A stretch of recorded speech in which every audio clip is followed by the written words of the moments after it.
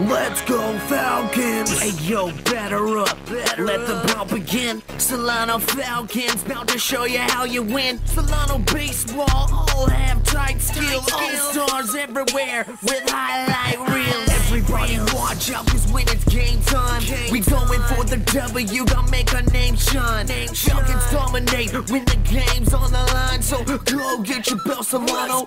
Why? Cause it's game time, hey yo, it's game time, so let the games begin. Solano on the field and we gain and a win. Hey yo, it's game time, don't you hear the people chant? Cause this is our house, make way for the champ, it's game time. Good afternoon, baseball fans, and thanks for tuning in to the Solano College Sports Network. We're at beautiful Billy Louise Yarborough Stadium in Fairfield, California for a Bay Valley Conference matchup between the Contra Costa Comets and the number 7 rated team in NorCal, the Solano Falcons. I am Stosh Zamoyda. Joined in the booth with me today is Mr. Greg Poff. Greg, how are you doing today? I'm doing great, Stosh. And boy, you look at this game today, not much has really changed in a week, but you look back to last Thursday, that ugly loss, the Falcons at the hands of the College of Marin. Things didn't look too promising in terms of the Falcons winning another Bay Valley Conference championship. But a week later, 2 wins in a row for the Falcons. Marin loses 1 of 2, and we're back where we were last Thursday. Both Marin and the Falcons tied at the top of the Bay Valley Conference at 17-5, 2 games remaining. Solano just has to win out. They've got another Bay Valley Conference championship. But even though the Comets come in, not the best record in the world, don't take the Comets lightly. You got to be able to go out and give your best effort. You've got to win 2 more games to get that Bay Valley Conference championship. Yeah, these 2 teams have seen each other twice on the year. Solano winning both those. Up 2-0 in the series, 31-4 run differential in favor of Solano. So they had to keep those bats hot. They went up to Napa on Tuesday and actually won 15-12 in a slugfest. And man, they pulled that one out. And the bats are hot. Hopefully the pitching can come through today and Solano can get another victory. So now we're going to go to today's starting lineups for the Contra Costa Comets. It's going to be Timian Hughes out in center field, Leander Carter out in left, Aaron Oakes at first base, Antonio Strotter at third, Kevin Spence at DH, Davey Duncan behind the dish, Jesse Garcia at second base, Rome Watson out in right, Arturo Parra at shortstop, and on the mound is Dave Gustafson. And for Solano, the leadoff hitter is going to be Alvaro Rubicaba at DH, followed by Joey Dotson at shortstop. Josh Lenny back in the 3-hole playing second base. Garland Webster at third. Bo Siegel at first. Jacob Pavlowski out in right. Jesse Phipps in left field. Andres Quijada behind the dish. And Alex Nesikevich out in center field. So a little new look lineup for the Solano Falcons. Going to be interesting to see there. Today's starting pitcher, number 17. Well, should be an outstanding game, Stosh. It looks like we're getting ready for the national anthem. We'll be right back after a quick commercial. Hi, everybody. Greg Poff here in the Solano College Sports Network studios, and we sure hope you're enjoying today's special game broadcast. And if you're interested in a career in sports broadcasting, or you would like to take one of our sports broadcasting courses here at the college, you can easily find them listed in the SCC schedule of classes under Communication Studies. Come on over to our TV studio in room 121 and check us out. Be a part of the Solano College Sports Broadcasting team. We're here at SCSN. It's more than just sports. It's an education.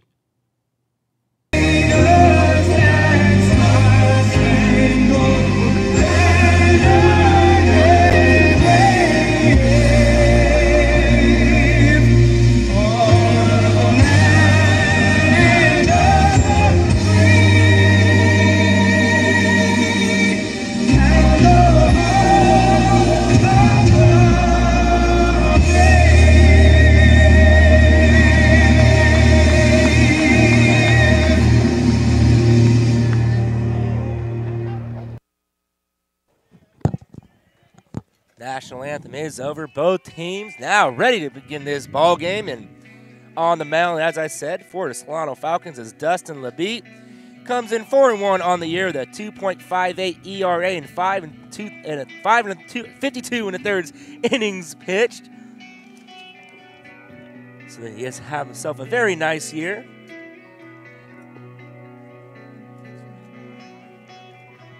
Yeah, Labite roughed up a little bit in that outing last Thursday. That was his first loss of the season. Still comes in 4-1 on the season with a very respectable ERA as well. So Dustin Labite on the hill, that ERA 2.58. And so they're going to need a big game from Dustin Labite. He's just going to have to go out there, make his pitches. Looked like he got a little frustrated last Thursday, maybe getting squeezed a little bit by home plate umpire. So he just got to get back on track. And you know, Dustin Labite, he's a gamer.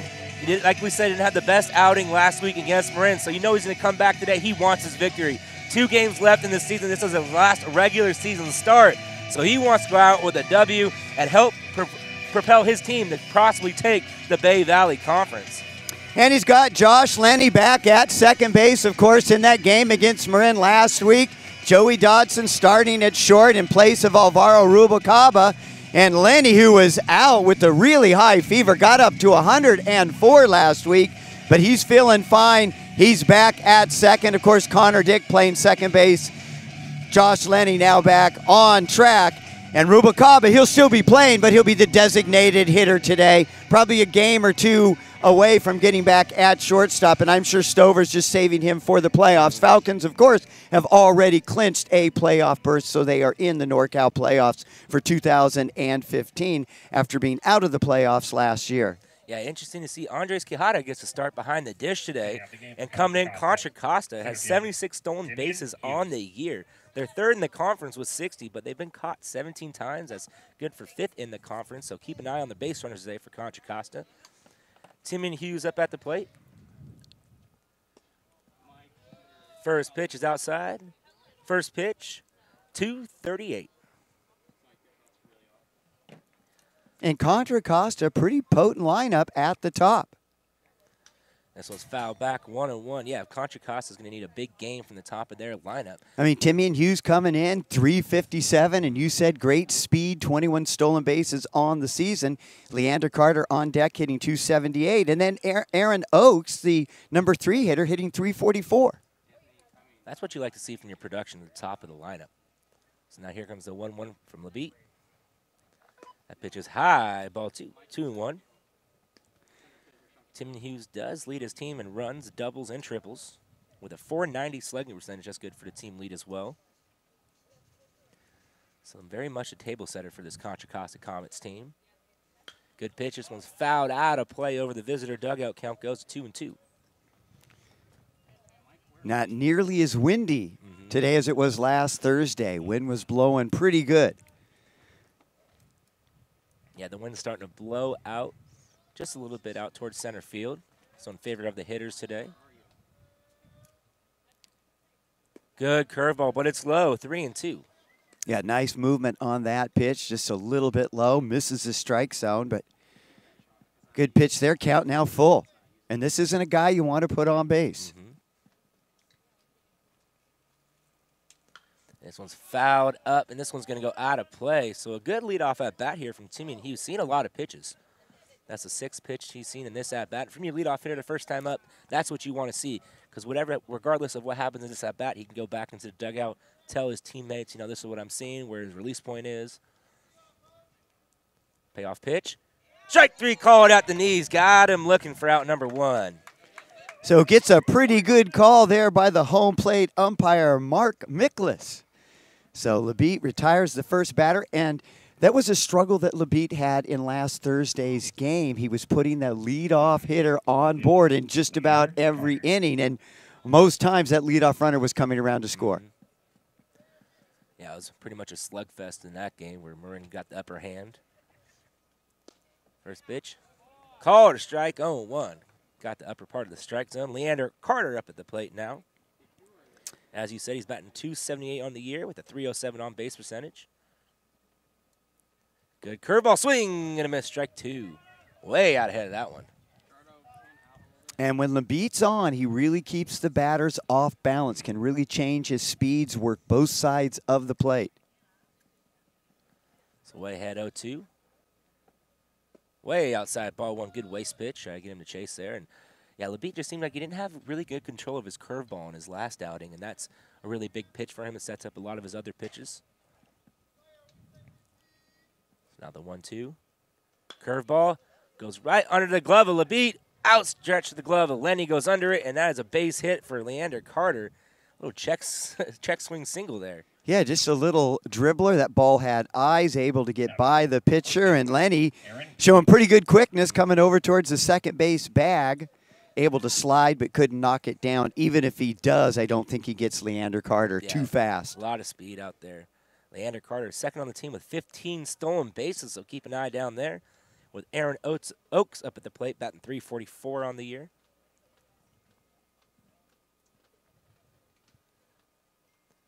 First pitch is fouled down the right field line. Count goes 0-1.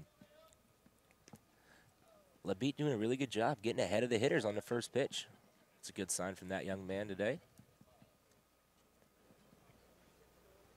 Now let's see if Contra Costa keeps up their aggressiveness on the base paths here and see if Leander Carter tries to test the arm of Andres Quijada.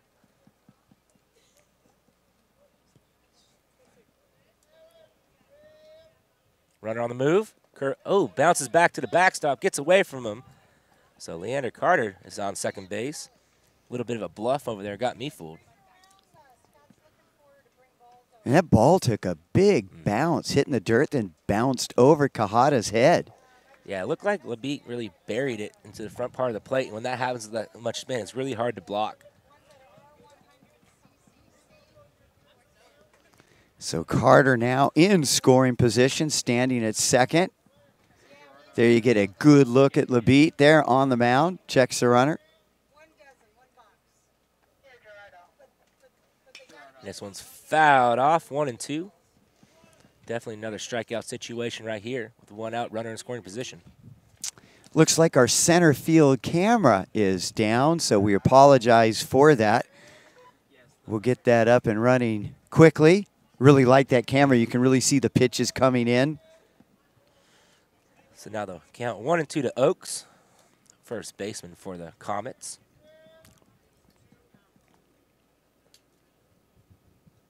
Double check the second, kicks, fires, outside, ball 2. Yeah, interesting. Solano Falcons wearing the powder blue jerseys today, and the Comets in the blues with the camo on the shoulders. Very similar jerseys out there. I'm glad it's not a football game. So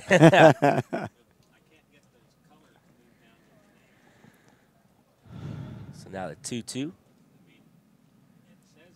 Good curveball. Webster, gloves it. Throws it over to first for out number 2. What a grab by Garland Webster. Snow cone that one. Yeah, it just doesn't surprise me anymore. This freshman is so solid at third base. High leap to go up and snag that one. Then has a wherewithal to look the runner back at second and then makes an accurate throw to retire the runner Aaron Oakes for the second out here in the inning. Big play by the freshman Garland Webster. Yeah, now it brings up Antonio Strader, the third baseman. Strader comes in batting a .315 and .370 on base percentage. You know he'd like to get a hit here and get that run in to start this game. Checks runner back at second. A little bit of a slow spin move there.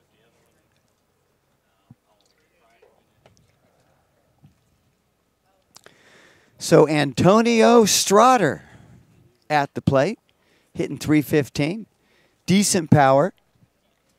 Yeah, Antioch High School, just up the road off Highway 4. First pitch, called a strike. Count goes 0-1. Yeah, typically if you went to Antioch High School, closest junior college would be Los Medanos. But Strader all the way in Richmond now at Contra Costa.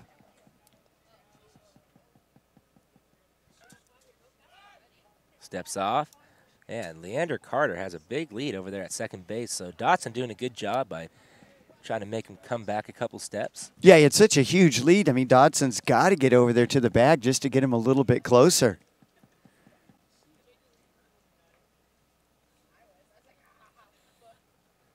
Good curveball. It's low, though, 1-1.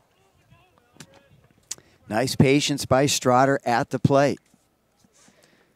Yeah, this is Dotson's fourth game playing shortstop, fourth game in a row, so you can see him. He's really starting to get more comfortable playing that position. Yeah, what a versatile player to have. Second base, center field, shortstop, solid hitter, great speed. And he's coming back next year. That's what's exciting. Curveball cannot get to come down, 2-1. So 2 curveballs in a row. He misses low and then high. So now they count 2 balls, 1 strike, 2 outs here. Game just underway. Billy and Louise Yarborough Stadium. Bit of a breeze blowing out towards right center. Yeah, Labitte really, taking his time out there on the mound. That's always good to see. Let him get in a rhythm. And that's inside, ball 3. You don't want to let this hitter get a walk here. It'll be first and second with 2 outs with Kevin Spence coming up next. Yeah, and here's, once you get to the 5-hitter, that's where you really start to see a drop in the batting averages for the Contra Costa Comets. Spence on deck, designated hitter, but just barely hitting over 200 at 205. Good pitch, just inside, ball 4. I thought Miklas might pull the trigger there and call that a strike. He sure waited, and that was close. Yeah. And not the worst thing with 2 outs, you got a runner in scoring position. You put Strotter on, but now you've got Spence coming up, just barely hitting over 200. Yeah, Spence does have 10 RBIs on the year and 1 home run, which leads the team. So a bit of power for the left-handed hitter. Yeah, they've only hit 1 home run all year, and it was this young man right here. First pitch, called a strike, 0-1. So now force play any bag here with 2 outs. Any contact runners will be on the move.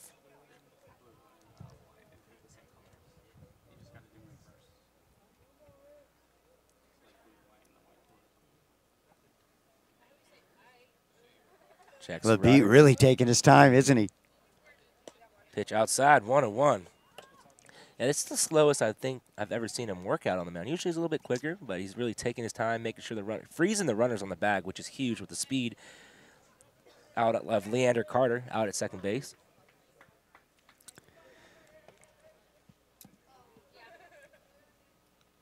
Spent second on the team in strikeouts with 19 coming into today's game. Swing and a miss, strike 2. The high heat. Yeah, Labitte just challenged him that time. Letter high fastball, swing and a miss by Kevin Spence. Yeah, 1-2 count now. I like to see Labitte go right back at him.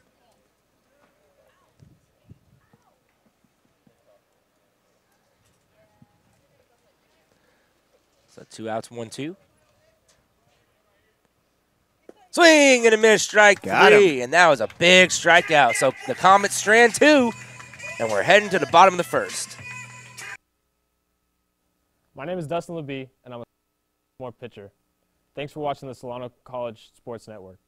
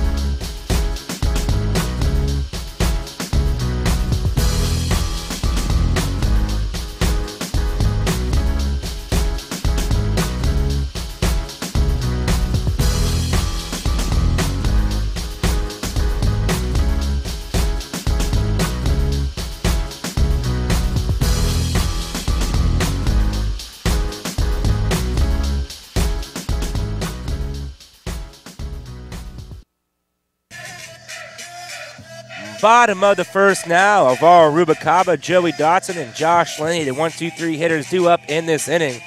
And out on the mound is David Gustafson. Comes in with a 1-5 record, a 3.47 ERA. He's 57 innings pitched. He has 19 appearances on the year.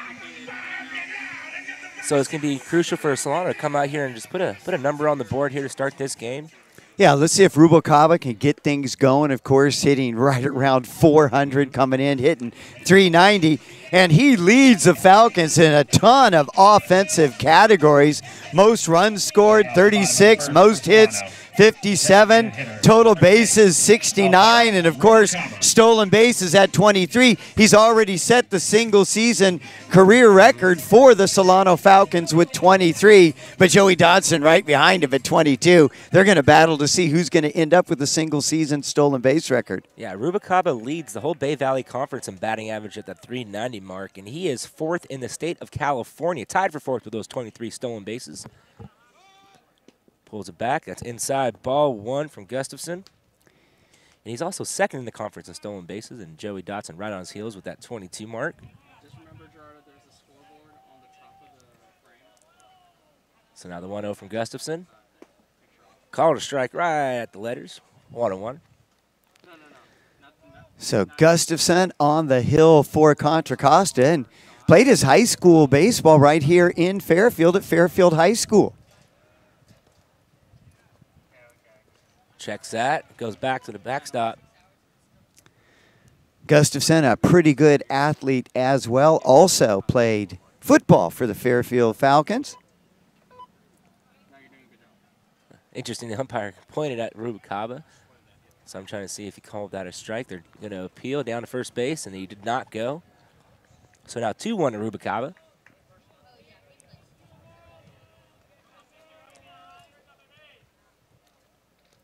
Oh, and this one's hit out into center field, out to Hughes. It gets over his head, and that's down. And Rubalcaba is going to be on his horse. He hits second. He's going to go to third and have himself a leadoff triple. Stand-up triple at that. He just ripped the ball, and it looked like Timmy and Hughes in center field just froze for a second. He stood there trying to get a read on the ball. By the time he picked it up, it was sailing over his head.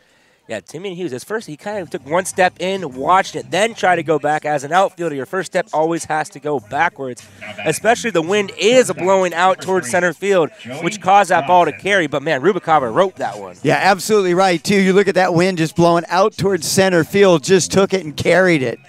So just like that, the Falcons get things started in the bottom half of the first inning. Alvaro Rubalcaba standing at third with nobody out, and now Joey D coming up to the plate. Josh Lenny hitting behind him. So Dotson up at the plate now. He does lead the team in sacrifice hits with 19. Yeah, he's got a ton. So with his wheels, maybe try a safety squeeze here and try to get him on, or just let him swing the bat. He is batting .270 on the year.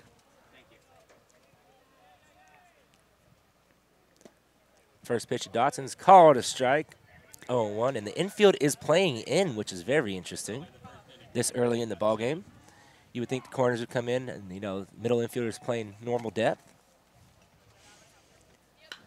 Oh, this one's, oh, it's a little flare, and that ball is going to get down fair, and Dotson's going to go to second. Going to be a close play. Slides in with a double. Yeah, good throw would have got him, and that one, he just fisted that right off the handle. It kind of shows the strength of Dodson. When you look at him, he's not a guy where you go, oh, man, that guy's really strong, kind of lanky, thin guy, but really shows his arm strength. Just fisted that right off the handle, carried it well over the first base bag, and dropped in no man's land. So runner home for the Falcons. Dodson standing at second. Nobody out. Falcons trying to get on top of Contra Costa here in a hurry in the bottom of the first. You know, if the infield here was playing normal depth, especially at the corners, I think the first baseman could have gotten that ball quickly and would have held him at first base since they were playing in. Allowed him an extra 90 feet with Josh Lenny to play the RBI leader, already 1 run in now and a runner in scoring position. A little trick back pick play. The shortstop running towards third, and the second baseman comes in, but Dotson not fooled. Yeah, Dotson not biting.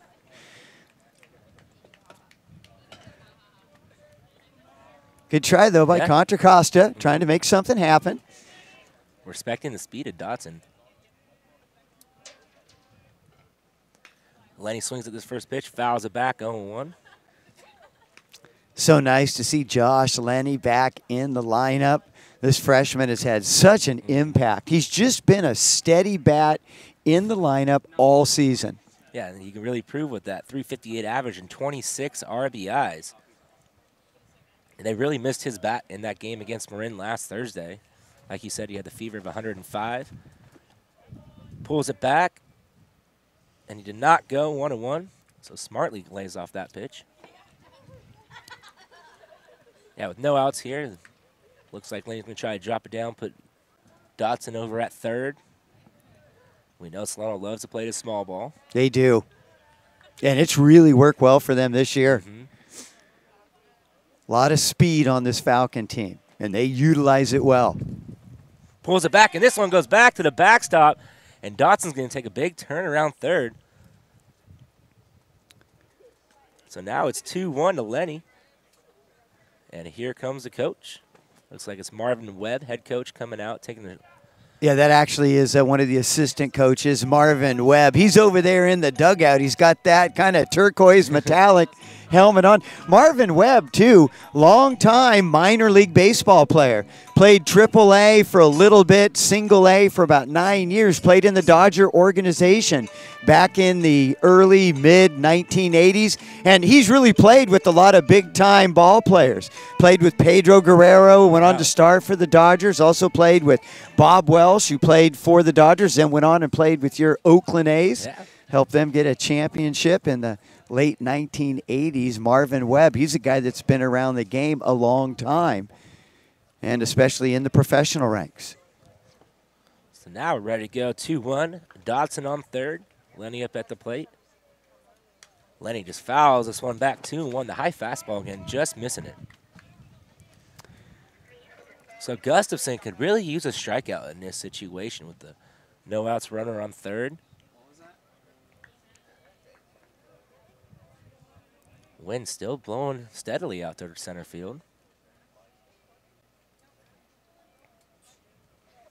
Oh, and he smokes this one out into right field, and that ball is caught by Rome Watson. The speed of Dotson, he just trots home for run number 2. Yeah, even though that was a line drive right out to right field, you knew that it was enough to get the speedy Joey D home. Yeah, I'm very impressed. Lenny made good contact on it, and once again, another RBI. That's number 27 on the year now for him. I thought that might drop, but the wind now shifting and blowing out towards right field really carried that ball out there in a hurry. So easy chance for Carter to come in from right field and make that first out. Now it brings up the third baseman, Garland Webster, the freshman. First pitch is called a strike on the inside corner, 0-1. Webster batting a .331 on the year. Very good for the freshman. He's actually batting .370 in conference play as well. Oh, and this one's hit high and deep into center field. Gets over the head of Hughes off the top of the wall. And that is a double for Garland Webster. I thought he hit that in the clouds, but that was just Mike McLeod with a big white T-shirt out there on our center field camera. He smoked it. He probably missed going over the fence by maybe 3 feet, maybe a yard. I mean, it hit off the top of the wall. As soon as I saw Hughes get turned around, I'm like, okay, he might have it, but the tall fences here at Bill Luis Yarborough Stadium is the only reason why that ball is not out of the yard right now. Well, the last time these two teams played each other at Contra Costa, Falcons won that one going away 21-4, and they're not letting off the gas pedal here in the first inning. Yeah, Bo Siegel up, 1 out, runner on second base. Inside, and that hits him. So Bo's aboard. We didn't even get a chance to talk about Bo, and he's already on base.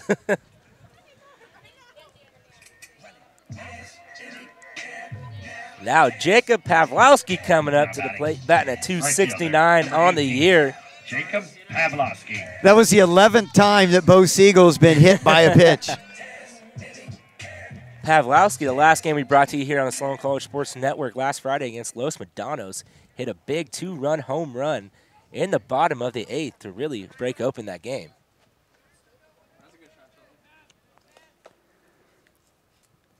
Swing and a miss, strike 1. Looked like he was going for another one right there with that big swing. I like Jacob, too. Pretty funny. I think it was the next day. He's texting, hey, is that game up yet? I want to see my bomb.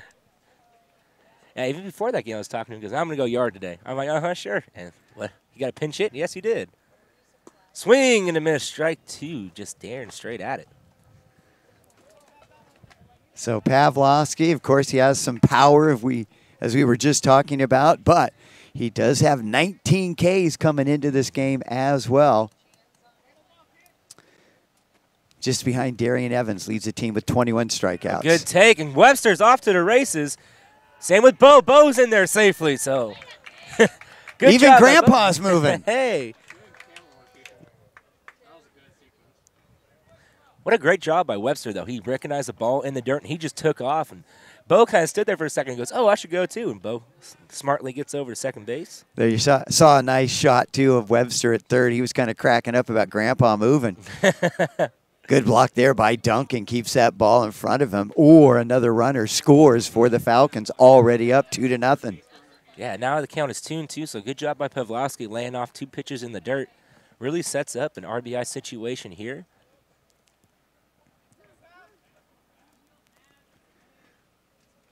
So now the 2-2. That's high, ball 3. So good at-bat by Jacob Pavlowski, working the count full. Yeah, saw a couple fastballs early, but came up empty. Now being patient, just waiting for a pitch that he can drive somewhere. And now he should get a pretty good pitch with the count 3-2. Yeah, he went down 0-2, and those past 3 pitches have been nowhere close to the strike zone. In the dirt, ball 4. Great at-bat by Jacob Pavlowski. From 0-2 to ball 4. Can't do much better there. That was good, too. Caught the double negative. Getting there, baby. Batting, left fielder, number 14. So Duncan's going to go out and have a meeting with Sadler. There you get a look at another one of those talented freshmen, Jesse Phipps, a left fielder, hitting .263 out of Laguna Creek High School. Yeah, he didn't get much playing time early in the year, but, you know, the second part of the season, you see him in the lineup every other day. Now he's getting consistent playing time, and, you know, he has a really good eye at the plate, takes a lot of pitches, and comes up with big hits when Solano needs them. Oh, and this one's lifted into left field. Webster back to tag. Ball is caught. Webster's going to come home, and nobody covering third. Webster scores. That's a sacrifice fly for Jesse Phipps. 3-0 Solano. And that was Leander Carter in left. He just threw it to third base, but nobody was there. He's lucky the shortstop, I think, hustled over there to cut that off. Catcher. No, it was actually Antonio Strader was lining up for the throw to home because that's his ball to, you know, cut off, and nobody came to cover third base, which should have been the shortstop, but he hustled back from his relay position to get that ball. If that rolls, I mean, that's an extra base, 90 feet for everybody. So Andres Quijada up at the plate now. Time called by the catcher. So first and second, 2 outs. Quijada in the lineup today with Ian Acosta out with a little bug. Yeah, Coach Stover sent home Acosta. First pitch called, a strike, 0-1. Of course, Solano, they have another game tomorrow. They got to take that road trip up to Ukiah, play at Mendocino. And that's a long road trip. That's a long road trip. That game is never easy. So now the 0-1. Fouls are back, 0-2.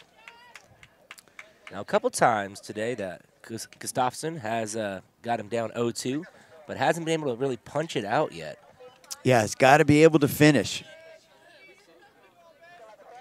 Quijada comes in, 8 for 43 on the season, hitting .186. Kid right out of Venezuela.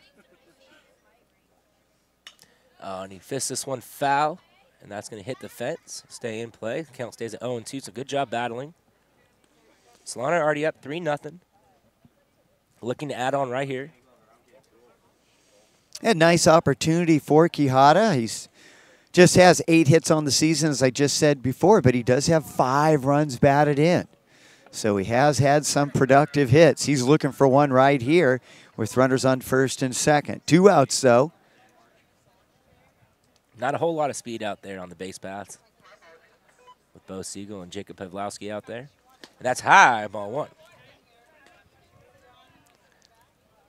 Yeah, Gustafsson just struggling with his command a bit, with his location.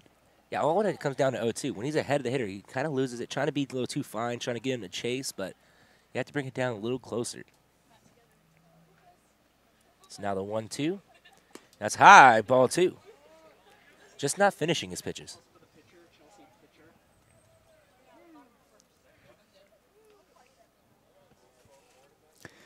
You know, he is a freshman, as you said, out of Fairfield High School. Good athlete. 2-2. That's low, ball 3. So great at bat by Andres Quijada, just being patient. Down 0-2, work the count full once again. Same thing, similar to Jacob Pavlowski. Did 2 batters ago. Yeah, I'm trying to remember what position Gustafson played. I think he was a defensive back. Runners will be on the move here with the full count. Swing and a miss, strike 3, and that is out number 3. Solano gets 3 in, Strands pair, and we're heading to the top of the second.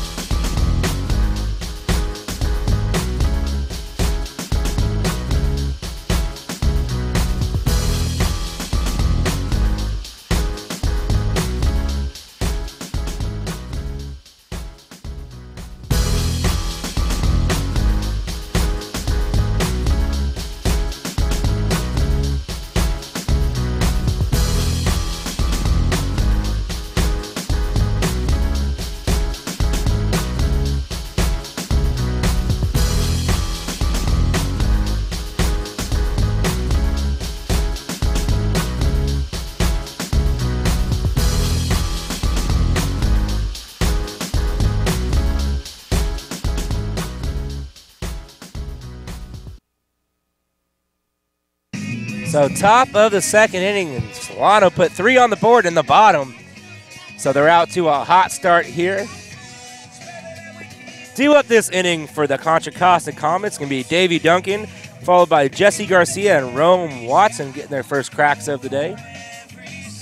So now we get to the bottom of the lineup for the Contra Costa Comets, and you talked about Duncan coming up. He's hitting 191. Jesse Garcia, who's on deck, he's still looking for his first hit on the season, 0 for 4. And then Rome Watson hitting just 191. So it's going to be important here for Dustin LeBeat to have a quick inning. Come in, try to go 3 up, 3 down, and do not allow Contra Costa to get 1 back here. You had a big inning in the first. You got to win every inning. He worked out of the jam in the top of the first inning, left a pair out there. A couple strikeouts. First pitch in the dirt, ball 1 to Davey Duncan. Yeah, strikeout sandwich in that first inning. Started the inning with the strikeout of Hughes and then finished off Kevin Spence to end the inning.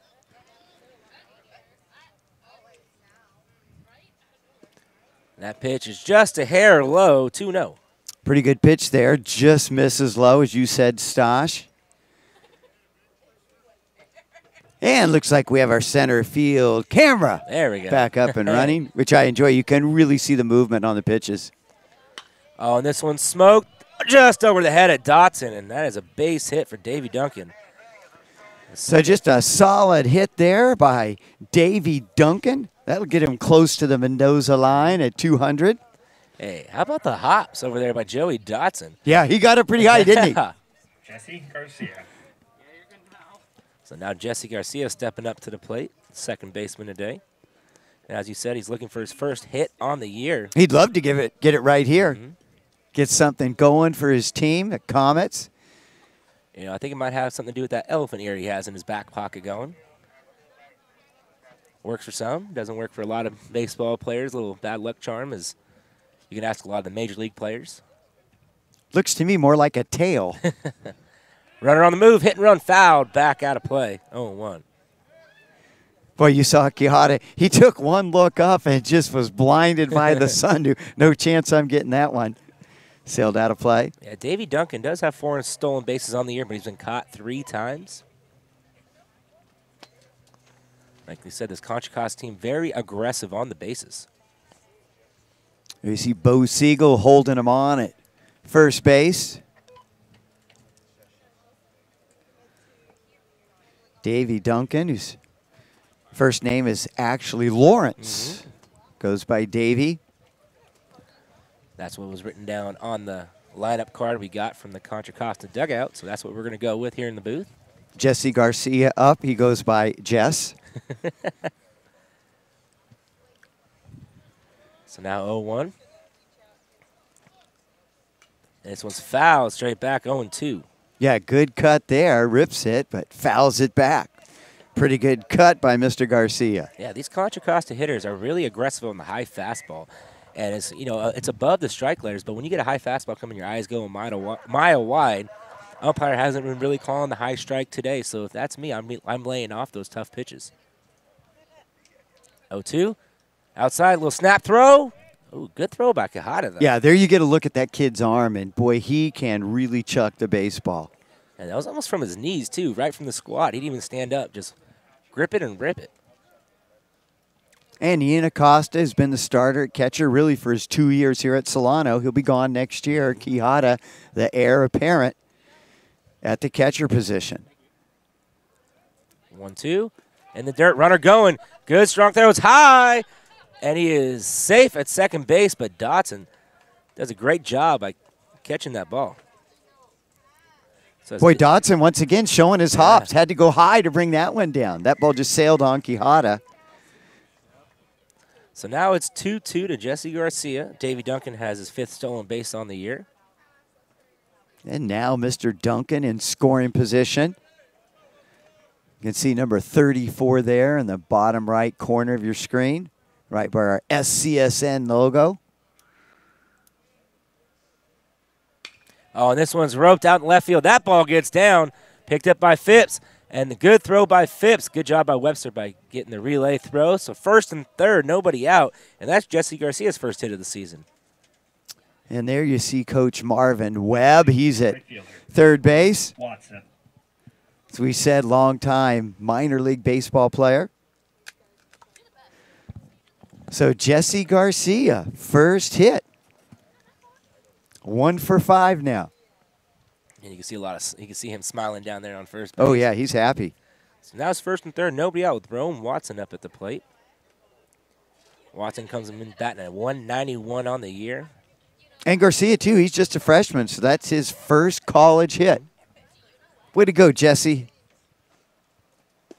First pitch in there, strike called, 0-1.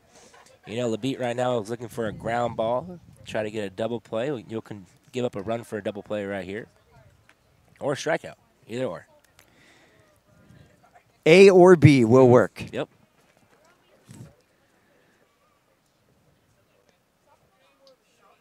Now the 0-1 squares around a bunt, pulls it back, and that's going to be called a strike, 0-2.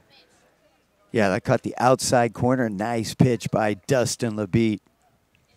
Yeah, maybe that was one of those bluff bunts coming from Rome Watson there, because that looked like a really good pitch to bunt, especially you can go down the first base line. Yeah, I was surprised he pulled that back.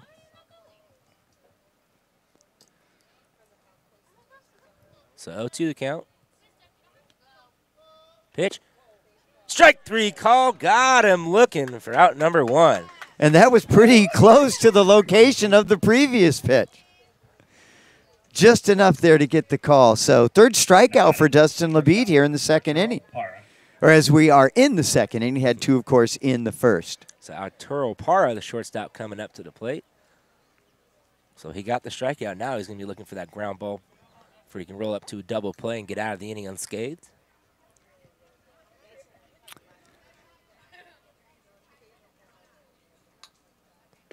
Strike on the outside corner, 0-1. He is really dialed in on the outside corner right now. Yeah, another excellent pitch by LeBeat to Arturo Parra. Parra getting a start at shortstop today. Typically, he's going to play second base. Normally, Loomis Russell is the starting shortstop, but not in the lineup today. Parra getting the start at shortstop. Just a little bit outside, 1-1. Went a little further out that time, maybe trying to get him to chase. Good eye there by Arturo Parra. Yeah, interesting that Loomis Russell isn't starting. He's batting .313 on the year, so maybe an injury or just a day off for the young man. There you see Coach Webb and coach in third base, former minor leaguer. Now the 1-1. Checked his swing. Yes, he did. So 1-2. Good call there by the home plate umpire, Mike Miklas. I like what he does. He takes his time. He evaluates the whole situation, then he makes the call to make sure he gets it right. And it looked like he was going to go to the field umpire and then realized he was out of position and goes, oh, I got to make the call myself. So now 1-2 to Parra. Parra really up there on the inside part of the plate. Curveball, good block by Quijada. Count goes to 2-2. Did an excellent job sliding with the pitch and not allowing it to get away from him. Yeah, Parra's really starting to crowd the plate. The first 2 pitches a little bit off of it and recognizing that he's getting pitched outside, so he's trying to come up a little closer. I wouldn't be surprised if Labite try to come bust one back inside right now.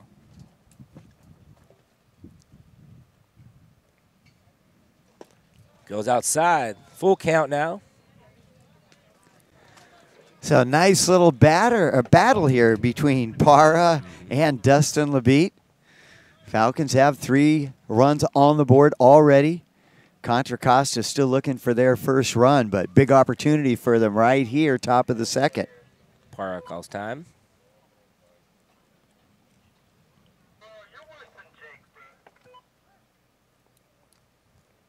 So full count, 1 out, runners on the corners. Labite comes set. Wind really blowing out to center now. Oh, and Jesse Garcia was frozen over there, stumbled back to the base. If that pickoff there was a little lower, they would have had him. Yeah, he was just able to get his body leaning back in the right direction and dove, just barely got back in time. Pretty good move by Labite there. Especially in 3-2. He wasn't really expecting that over there.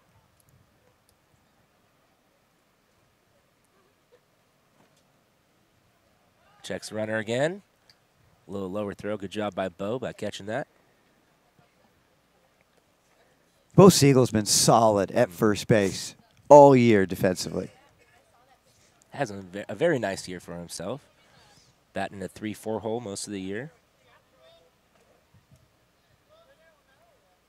So the 3-2. And this one's popped up in the infield.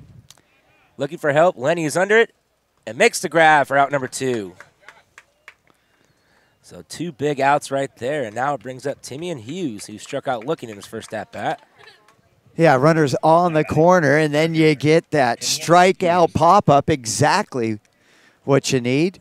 And so Labite needs 1 more as we go to the top of the order. Timian Hughes coming up. Yeah, Timian Hughes had a really good at-bat against Labite, even though he was caught looking.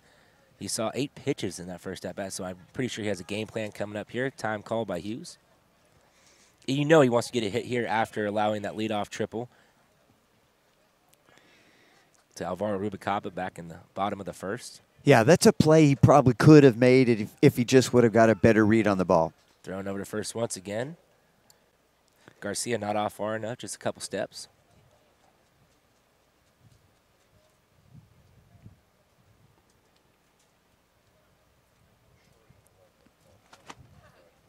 First pitch to Hughes. Just a bit low, 1-0. Yeah, good job by Hughes checking his swing there. That was close, but didn't go around.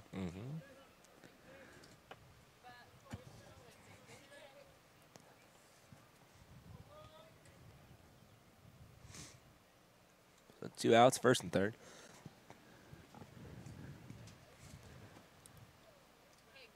And the pitch. Oh, they have him. And they got the out, and he's out they got him in the pickle, and they say the run scores. Yeah, and I think they got it right. I think he crossed the plate just before he was tagged. I think it's close enough. No, the run was not in. Oh! So they got him out at first. 3-0 heading to the bottom of the second. Hello, my name is Alex Nesikevich, freshman outfielder. Thanks for watching Solano College Sports Network.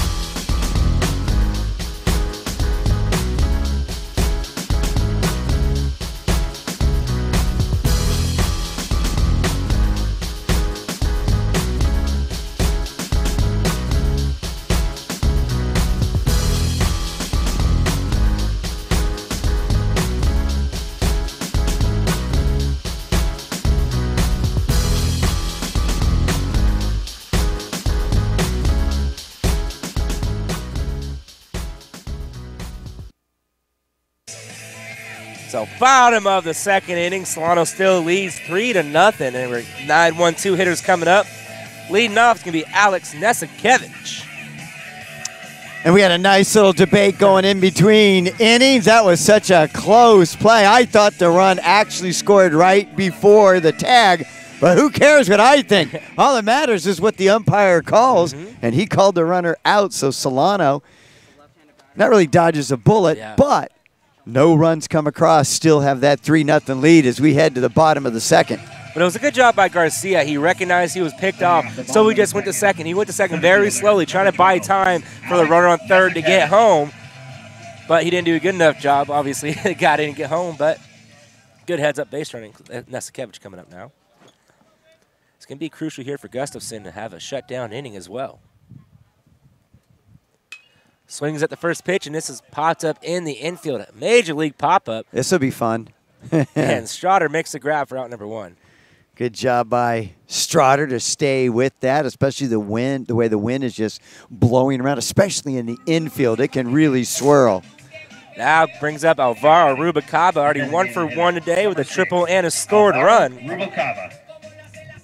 And boy, when Rubalcaba gets hot, he gets red hot, almost like a human torch. So let's see if he can continue his success here today. And I think Rubalcaba definitely in the running for Bay Valley Conference Player of the Year. Yeah, leading the conference with that 390 average. And just what he does defensively at shortstop. My goodness. That pitch is called a strike at the knees, 1-1.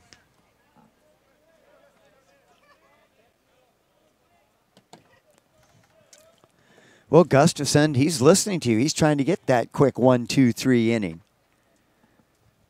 And this one's fouled down the right field line, out of play, 1-2. He was able to quickly retire Nesikevich, and now he's got Rubalcaba in a hole down 0-2.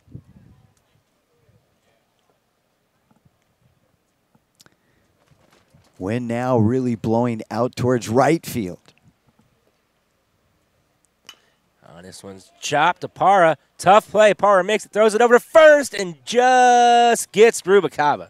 Nice job by Parra. That took such a high bounce, and he knows how fast Rubalcaba is. Had to make a clean catch of the ball, came up throwing strong arm, and really got it there in time to beat Rubalcaba fairly easily. Joey Dodson. So now it brings up Joey Dodson, 1 for 1 today with a double, an RBI, and a scored run. So let's see if Dotson here can spark a rally, maybe get another double. He got that double off a little flare down the right field line, just showing his speed. Pulls back the bunt, 1-0. He had Strotter crashing in from third base. Dodson just a good all-around athlete. We even saw his jumping ability back in the last inning. That's a good pitch there. Count goes to 1-1. I could see Dodson doing the high jump or maybe even the pole vault. It's now the 1-1. And that pitch is low, 2-1.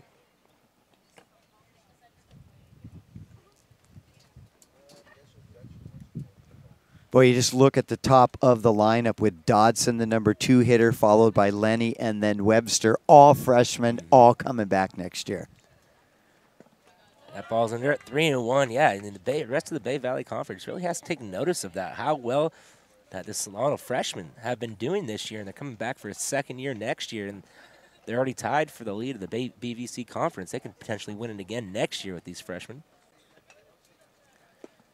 And that's a good pitch. The count, it goes full now.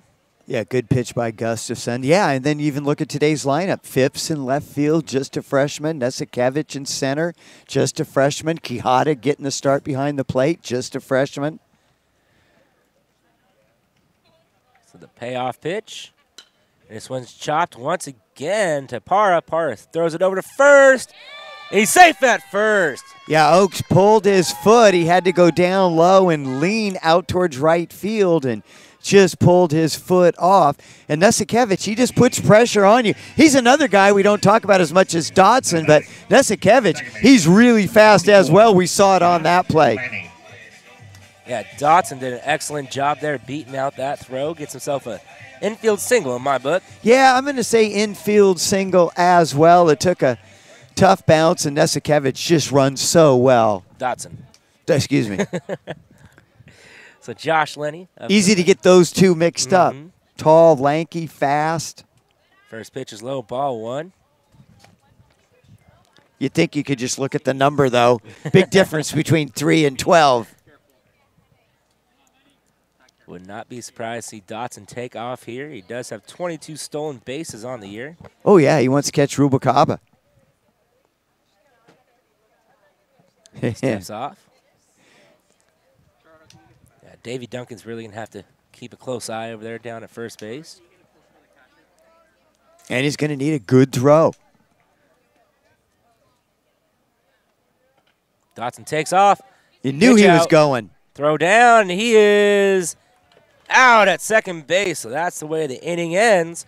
No runs scored. 3-0 heading to the top of the third.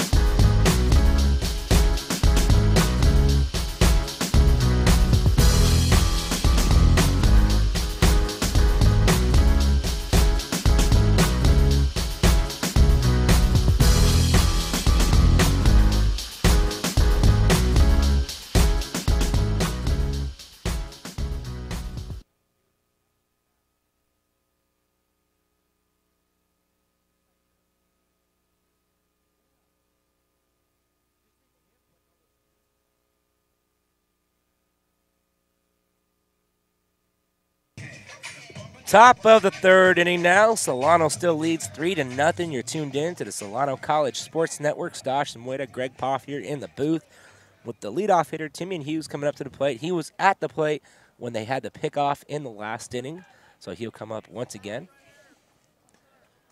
It's going to be Timian Hughes, Leander Carter, and Aaron Oaks due up. Top of the third. Center fielder. And Timian Hughes, even though he struck out his first time up and, of course, didn't finish the at-bat in the last inning, he's had two pretty good battles against LaBeat. First pitch to him was outside, ball one.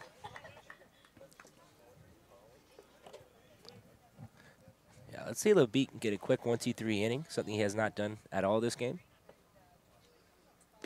That pitch is outside, 2-0. And really in last week's game against Marin. Not sure if he had a 1-2-3 inning in that game. And this one's smoked out in the right field. Jacob Pavlowski has to go back, makes the grab for out number one. Boy, Pavlowski almost in the perfect position. Took maybe 2 steps back, settled under it.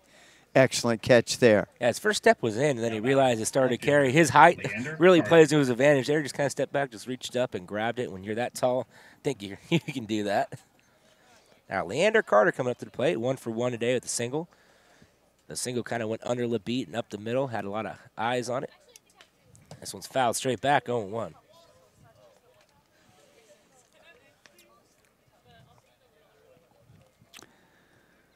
So Leander Carter, the right fielder today, he started a lot in left field as well. And he would love to try to start it up here for the Comets here in the top of the third. Curveball cannot get it to come down, 1-1. Carter, a sophomore, playing his second year for the Comets. Originally from Sacramento. The state capital of California. A little fun fact for everybody out there. It is.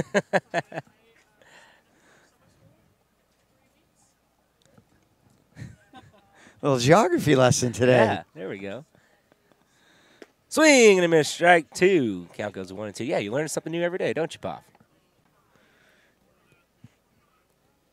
Well, it's nice we got geography out of the way. We'll get into dancing a little bit later in the broadcast. Talked to your swing dancing teacher the other day. Oh. Ball outside, 2-2. She actually said you were a very good dancer. Oh, thank you for the compliment. One of the best dancers. She said you really had, I think she called it the tush push down. Said she had a lot of moms in there that were really impressed. Oh, this one's lofted into right field. Pawlowski is under it.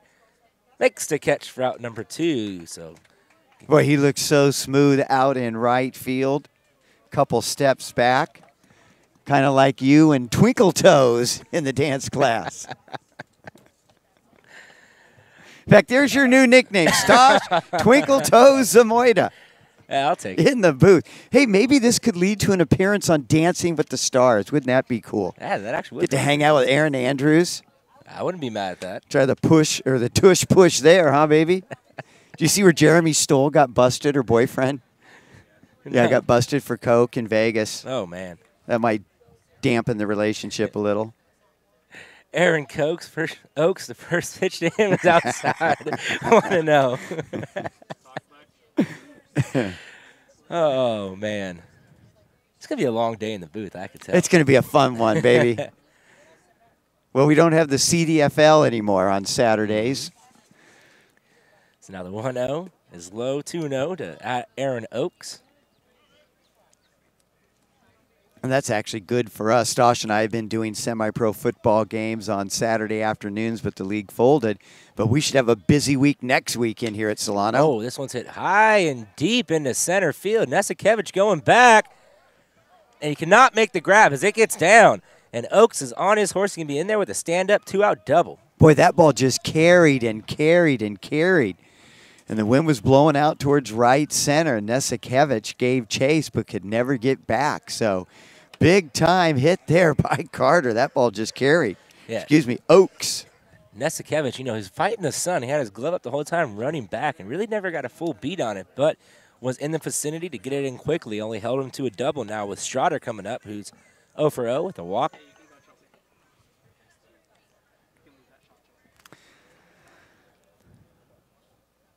So runner on second, 2 outs.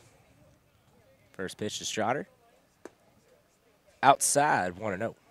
So LaBeach still looking for that 1-2-3 inning, getting a little closer until Mr. Oaks sent this one all the way to the center field wall. And that hit right under the 400-foot mark. So he really gave that ball a ride. Wind helped as well. Now the 1-0. Swing and a miss. Strike 1. Contra Costa, though, they've got to do something here to make sure that that big hit by Oaks does not go in vain. It seemed like Oaks does not have the best wheels out there on the base paths. Yeah, he's a pretty big boy out there. Good curveball. Just a bit high, 2-1. A lot of movement on that. Yeah, and you can see those pitches, especially you saw the movement there from our center field camera here on Solano College Sports Network. That pitch did not miss by much. So now it's going to be 2-1 to Strader. 2 outs, runner on second base. LaBeach kicks, fires. Swing and a miss, strike 2. And Strader, the 2 swings he's taking are just swinging himself out of his shoes. Yeah, he got his money's worth on that cut, and that time LaBeach. And he's done that a couple times against the Comets. Just challenged them. Let her high fastball. Let's see if he does it again. Yeah, 2-2. Needs one more out here in the third. Good curveball. Bam, baby. Got him looking for out number 3. So Contra Costa strands a base runner in scoring position. 3-0 heading to the bottom of third. Hi, my name is Garland Webster. I'm a freshman third baseman. Thank you for watching the Solano College Sports Network.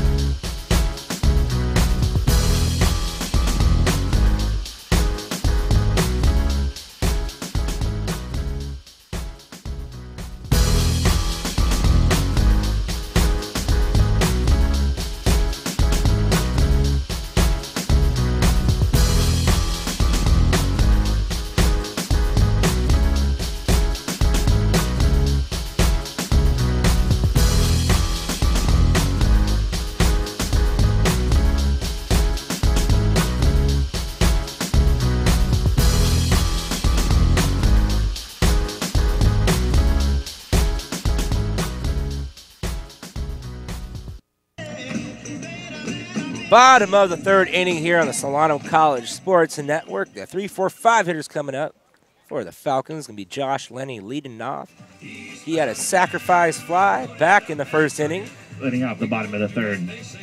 Second baseman, number 24, Josh Lenny. So Solano leading 3-0. Would love to add on here. It starts right here with Josh Lenny.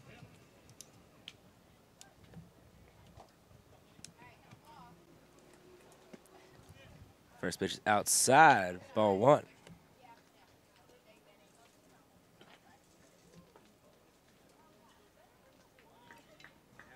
So now the 1-0 to Lenny. This one's chopped up the middle. It's going to be a tough play for Parra. Parra gloves it, throws it over to first, and just gets Lenny. What a play by Arturo Parra. Showing off his range there in the high chopper. We're back in business, boys. We're back in business. Now batting, third baseman, number 15, Garland Webster. Now it's going to bring up Garland Webster, who hit a shot back in the first inning, which only turned out to be a double. Missed a home run by about 2 feet, hitting it high on that 400 sign. First pitch to him is high, ball 1. So he's 1 for 1 with the scored run and an RBI. Looking to stay hot here.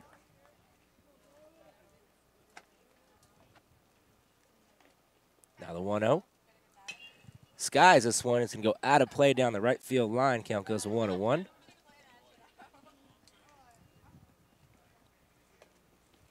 So Garland right on that pitch, not missing it by much.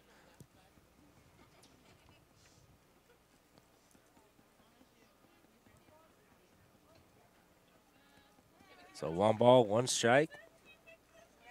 Lays off the high fastball, 2-1. Oh, he calls it a strike. 1-2.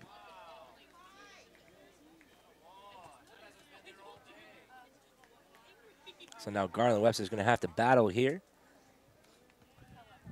Swing at anything close. 1-2. Ooh, a little chin music spun him out. So now 2-2. Gustafson trying to bring a curveball in and just didn't get enough movement and left it up and in. Gustafson has been struggling today to put away hitters when he's ahead with 2 strikes. That ball's in the dirt, full count. It's a good battle here by Webster, laying off a couple pitches.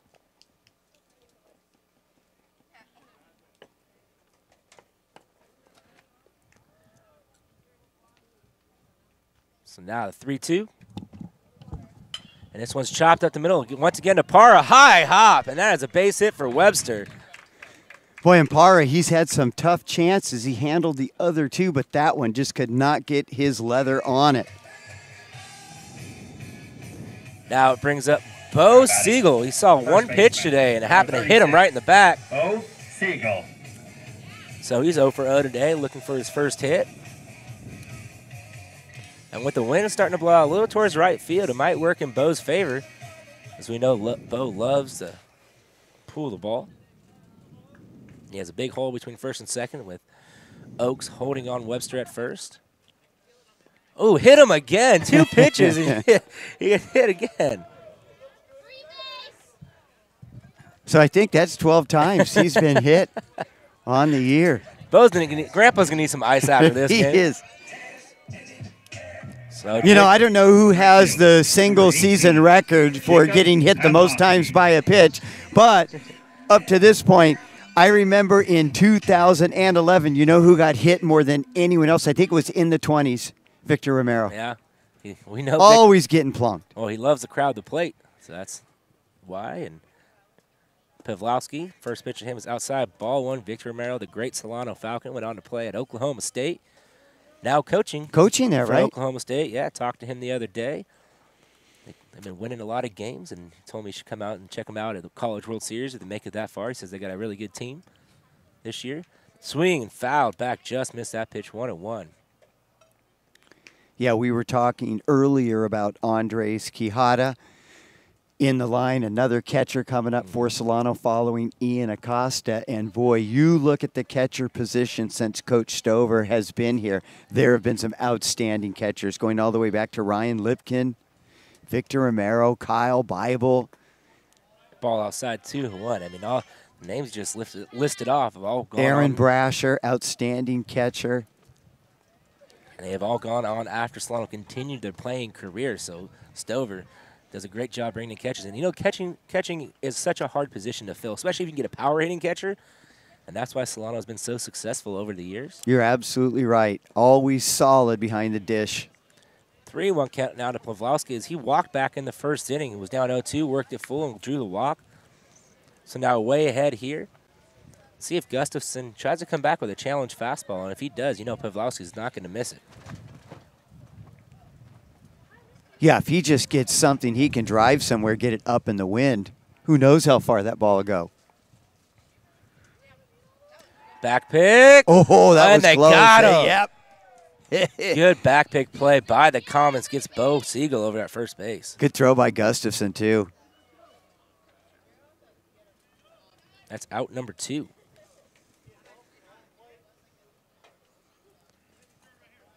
So that's the second time we've seen a pickoff play by the Comets. One at second base, now one at first base. And definitely have to keep an eye out there if you're a runner for Solano. So now the 3-1. And that is ball 4 to Pawlowski. So nice patience by Pawlowski up at the plate, and now we get a chance to see another one of those talented freshmen, Left fielder. Jesse Phipps, coming up. Jesse Phipps. And Phipps, like you said earlier, he's kind of been in and out of the lineup, but one reason why he always finds himself in the lineup, he's an excellent defensive outfielder. And even if he doesn't start a lot of games, you're going to see him finish in left field. He had a sacrifice fly back in the first inning.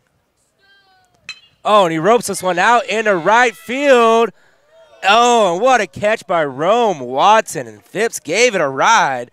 So no runs scored. Solano still leads 3-0 heading to the top of the 4th.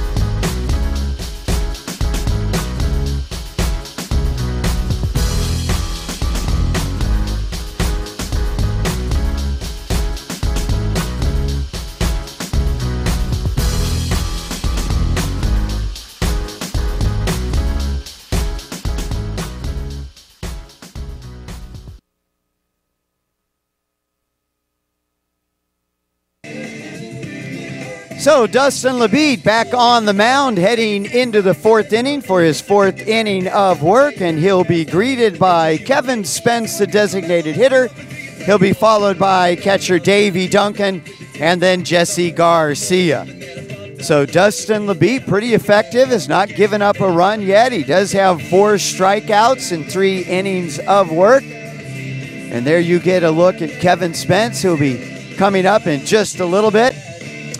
And Contra Costa, they've had opportunities. They've had runners on in each inning, just have not been able to put enough together to get a run home. So there you see the Bay Valley Conference standings, both Marin and Solano tied at 17-5. Of course, Marin, as a result of that victory last week here at Billy Louise Yarborough Stadium over the Falcons, do have the tiebreaker. But the Falcons, as long as they win today and tomorrow up at Mendocino, will be in line for another Bay Valley Conference Championship. Here's the first pitch by Labite, catches the outside corner to Kevin Spence, who struck out to end the first inning. Kevin Spence comes in hitting just over 200. That pitch outside by Labite. That'll even the count at 1-1 strike here at Billy and Louise Yarborough Stadium. We hope you're enjoying our broadcast here on the Solano College Sports Network. Here's the 1-1 offering, and this one's lifted into center field. Nesikevich coming in, and that's going to drop in front of him. Lenny going out, no chance for him to get there as well. So that'll be a bloop single for Kevin Spence, and once again, the leadoff runner aboard for the Comets. So Davy Duncan stands in. There you get a good look at Mr. Duncan. 1 for 1 today, has a single and a stolen bag. Duncan, of course, the catcher for these Contra Costa Comets.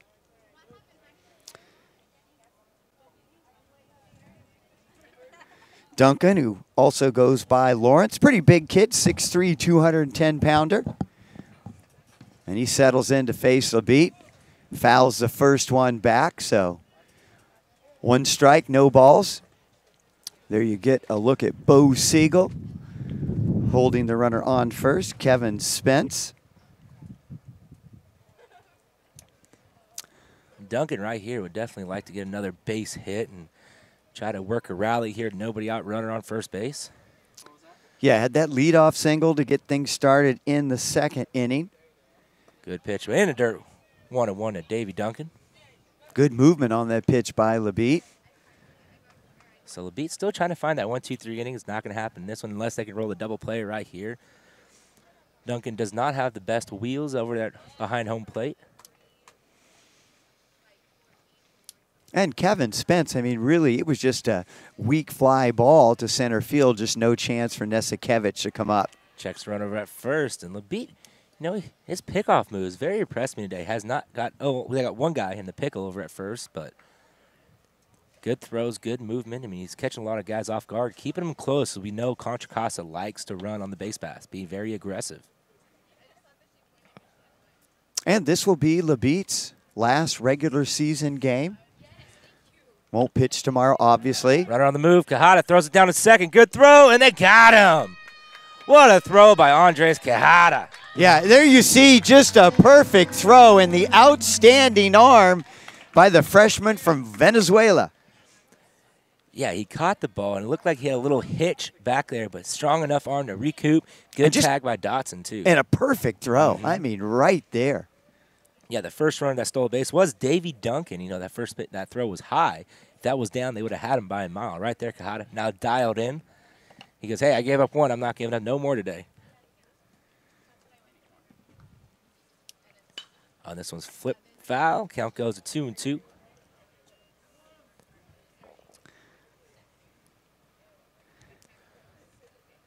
Duncan sporting one of the most colorful pairs of cleats I think I've ever seen. Yeah, you don't see too many colorful cleats in the game of baseball. You're mostly basketball, you know, football. It looks like a confused Easter egg. I'm going the light blue, the lime green, not quite sure, a little white in there. I think he just grabbed a highlighter and just colored his Yeah, shoes that's in. what it looked like. Just colored the heels with the yellow highlighter. So Labeat finding his grip on the ball. The 2-2. Strike 3 call. Got him looking for out number 2. Pretty good grip there. Yeah. Really taking his time out there, just being patient, kind of freezing the hitters. Does an excellent job. Now brings up Jesse Garcia, who got the first hit of the season, his first hit of his collegiate career back in the second inning. And then gets picked off.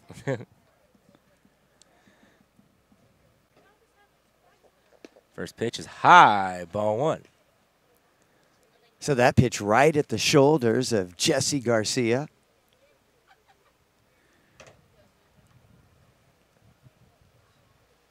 This one's popped up, playable. Siegel going over, Siegel's under it. And Bo makes the grab for out number 3. So a 1-2-3 inning, and we're heading to the bottom of the 4th. I'm Andres Quijada, freshman catcher. Gracias por ver the Solana College Sport Network.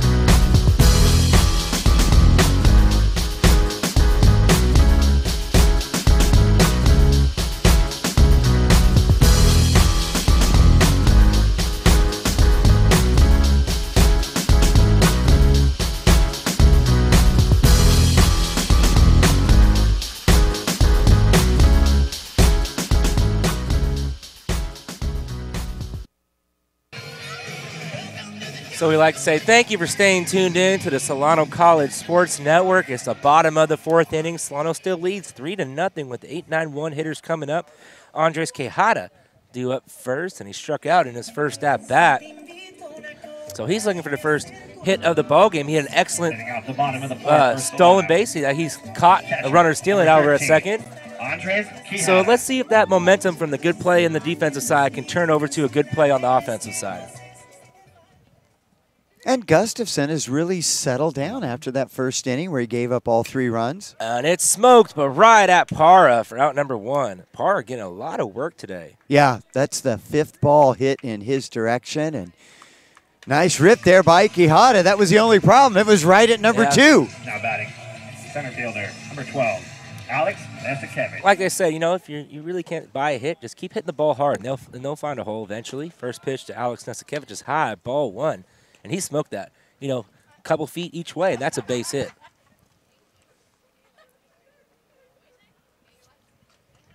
So now the 1-0 to Nesikevich. And this one's lifted into right field, and that's, almost a great play by Garcia.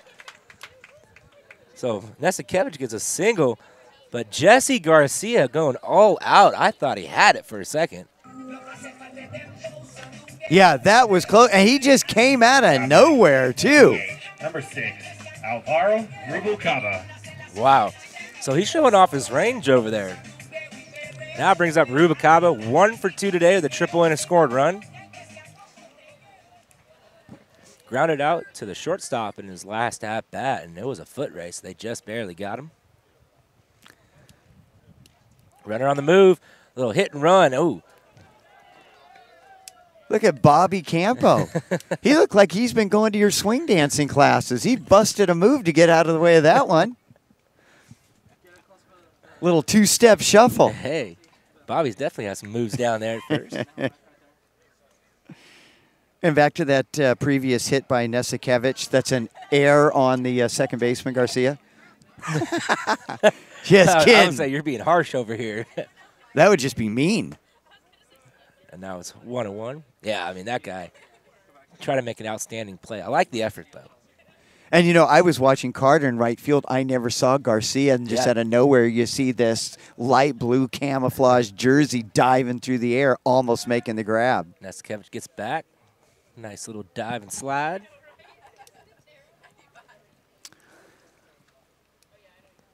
So now the count's still at 1-1 to Rubalcaba. Rubalcaba was looking for another hit to keep boasting that average, flirting with 400. That pitch is high, ball 2. He just ripped the cover off the ball the first time he was up. Started the Falcons off in the bottom of the first with that leadoff triple. And, I mean, that was a stand-up triple. That's how fast he is. Yeah. So now the 2-1. Outside, 3-1. So eerily similar to that first at-bat. You hit that triple on a 3-1 pitch, and Gustafson does not want to walk another batter here, so you know they're going to try to come right at Rubalcaba, especially with Dotson and Lenny coming up following. And he pretty much has to come after him now. He's just been going away the last couple pitches. He knows how dangerous Rubalcaba is. That's high, ball 4. That was high and tight. So first and second, it's going to bring up Dotson with 1 out. And it doesn't get any easier. Dotson, he's been ripping the ball. 2 for 2. Joey Dotson. Yeah, double, single, RBI, scored run. But he did get caught stealing. That's something we don't see too often from Joey Dotson. It was a pitch out. Yeah, that made it a little bit easier. And excellent throw, too, by Davey Duncan, the catcher. Took a good throw on a pitch out to get him. Right on the money, too. But we know Solano loves to play the small ball here with your RBI leader due up next. I wouldn't be surprised to see Dotson try to drop one down here, just advance the runners. Boy, and a lot of speed for Solano right now with Nesikevich, Rubalcaba, and Dodson at the plate. Oh, good bunt there. Gustafson fielding his position, throws it down to first, and just gets Dotson. But Dotson gets the job done, advancing the runners for out number 2. Yeah, just an excellent bunt. And good jumps, too, by Nesikevich and by Rubalcaba. By the time the ball was laid down, they were both almost at second and third base, respectively. So Dotson's going to go into the dugout and get a lot of high fives. Like I said earlier, that's his 20th sacrifice hit on the year. He leads the team by a big margin. Well, that's what you get when you're the #2 hitter for the Falcons, and especially with Rubalcaba leading off, who's on base so much. First pitch is high to Josh Lenny, 0-1, 1-0. And he is 0 for 1 today with a sacrifice fly and a ground out to the shortstop. That's called a strike on the outside corner, 1-1. You know, with Nesikevich hitting in the 9-hole, he's almost like another leadoff hitter. It really is. When I do the games with Tyler Stover, Tyler always brings that up as how much Nesikevich is important as much as Rubalcaba batting in that 9-hole. That's high, ball 2. Because you have Nesikevich, Rubalcaba, then Dawson, 3 of your fastest guys right in a row to bring up your big hitters right after that. And you can see why Solano can get on a big rally and just run away with it. And that's why Nesikevich gets so much playing time as well. Also, outstanding center fielder. That's inside, ball 3.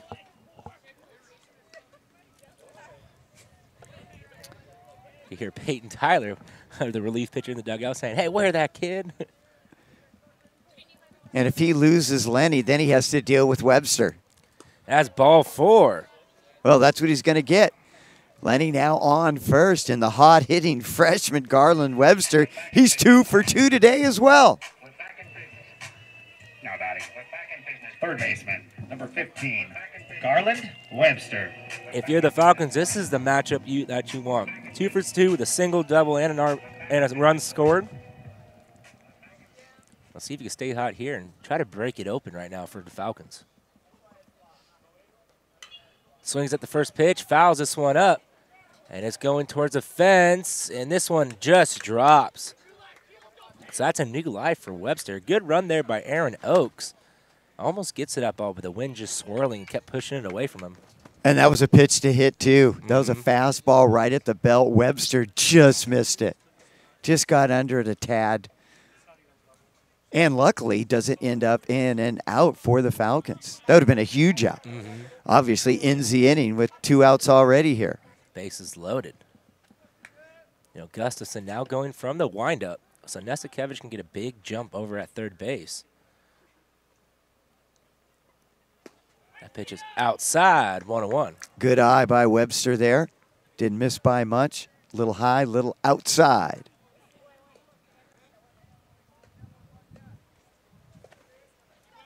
So 1-1.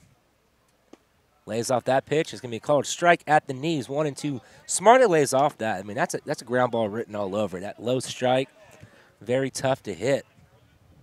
Now Yeah, good pitch by Gustafson there, right at the knees.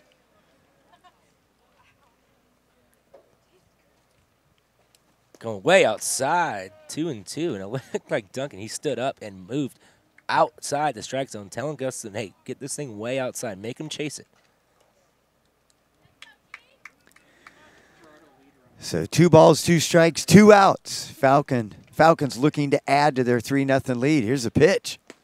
That is high, ball 3.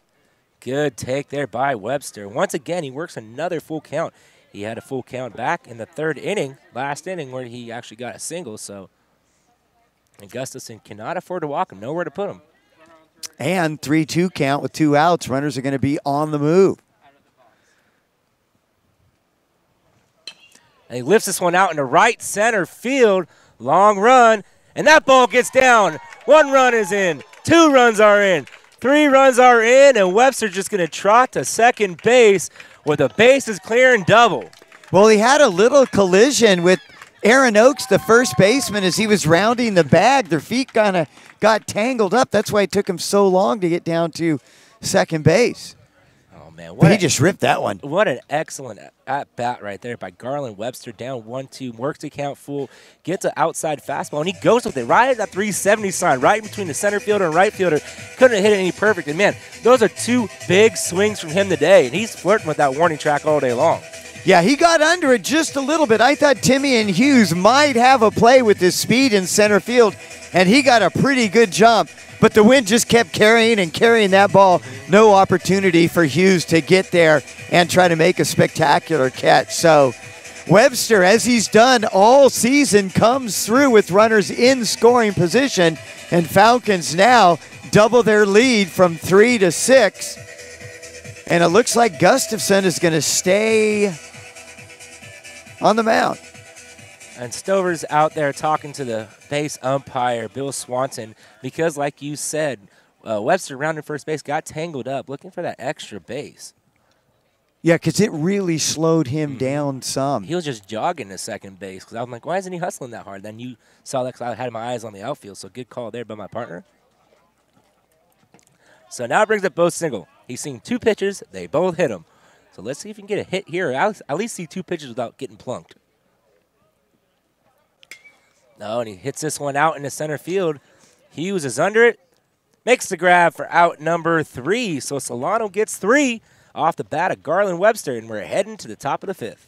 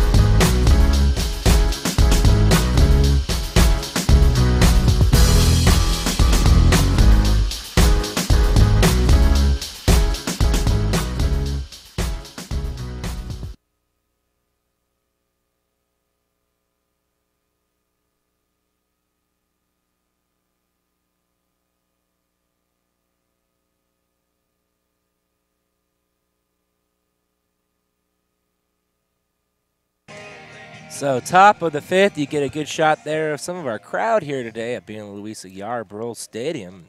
Solano adding on 3 more off of a big 2-out double by Garland Webster, pushes the lead 6-0. And now Dustin LeBeat can really just cruise here and just make sure he gets the outs and needs another quick inning.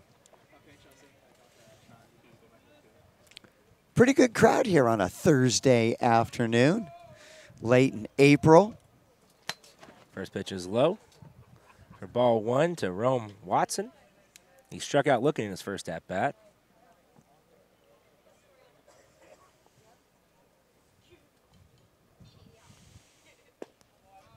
First pitch, called a strike. Count goes to 1-1. So Rome Watson at the plate. His brother London used to play for Contra Costa. Good pitch, just missing in, 2-1. So LeBeat around the 70 pitch mark right now.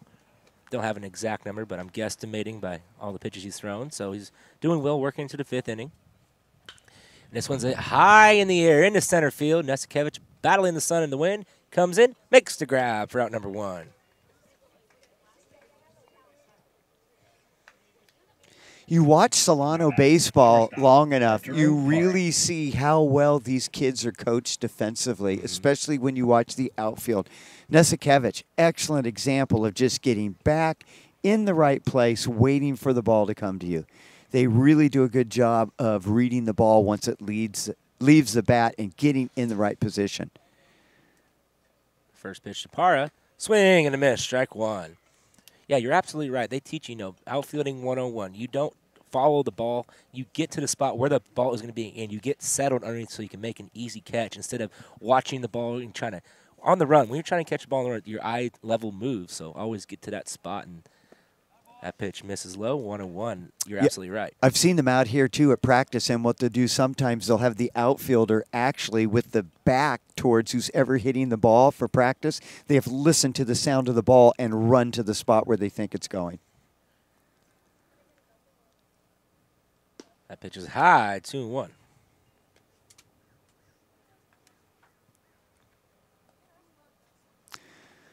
So Contra Costa trying to get untracked offensively. They've only scored 4 runs against the Falcons in their 2 previous meetings. Lenny to field it, backhand, flips it over to first for out number 2. Good play by Josh Lenny. Smartly, no, slow hit ball. You know, he could have fielded it squared up, but recognizing a little bit of speed from Parra, just backhands it so he gets it out quickly for a little flip. Textbook. Now it brings up Timian Hughes, 0 for 2 today, with a strikeout and a flyout. So Labite trying to go for another 1-2-3 inning. Did give up a base hit in the last inning, but Quijada helped him out by throwing out the base runner attempting to steal. First pitch is high, ball 1. And he's retired the first 2 guys here in the 5th.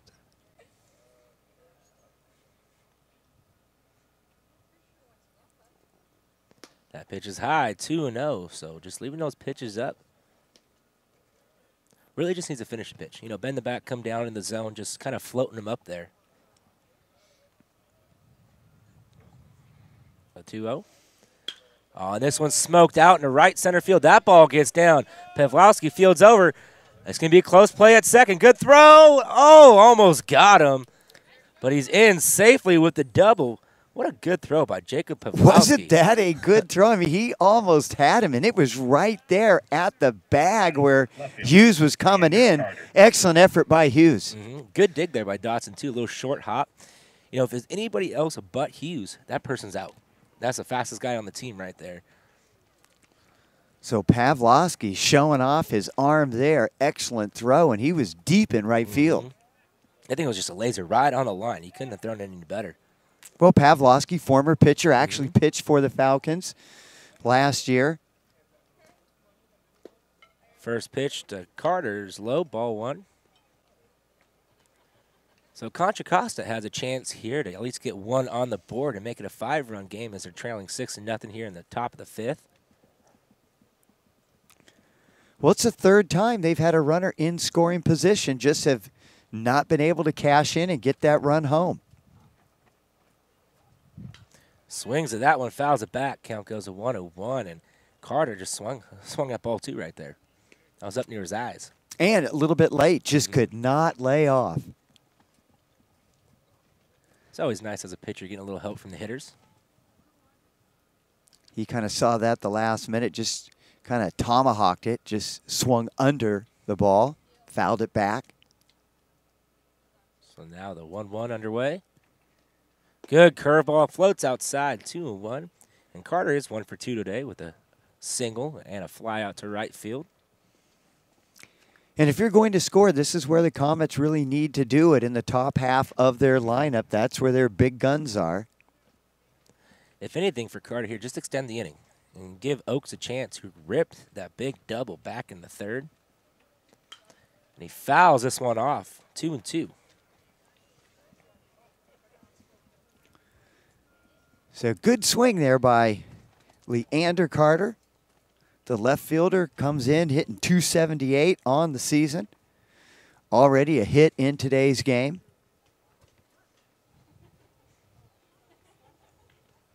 Carter, of course, sophomore out of Sacramento.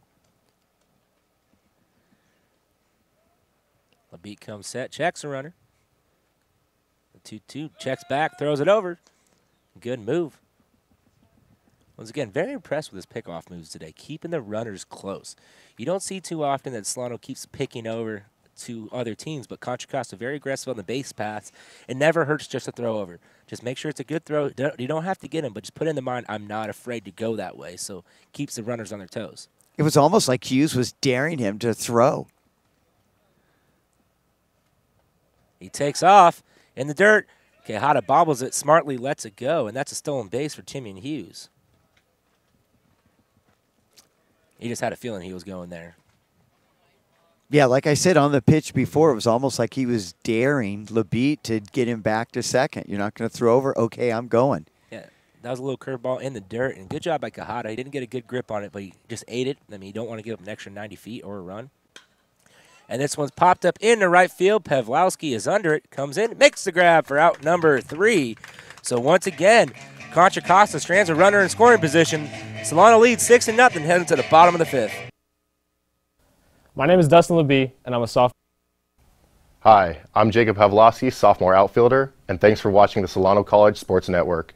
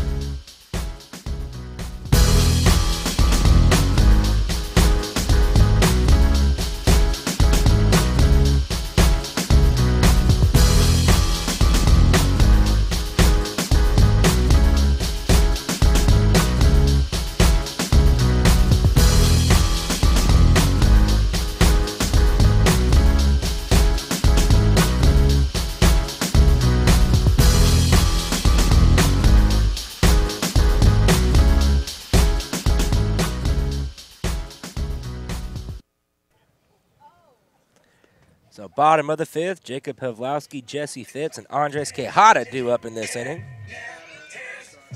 Pavlowski is 0 for 0 with a couple of walks today. Some really good at-bats from Pavlowski as well, being very patient up at the plate. And he's really played well in right field today.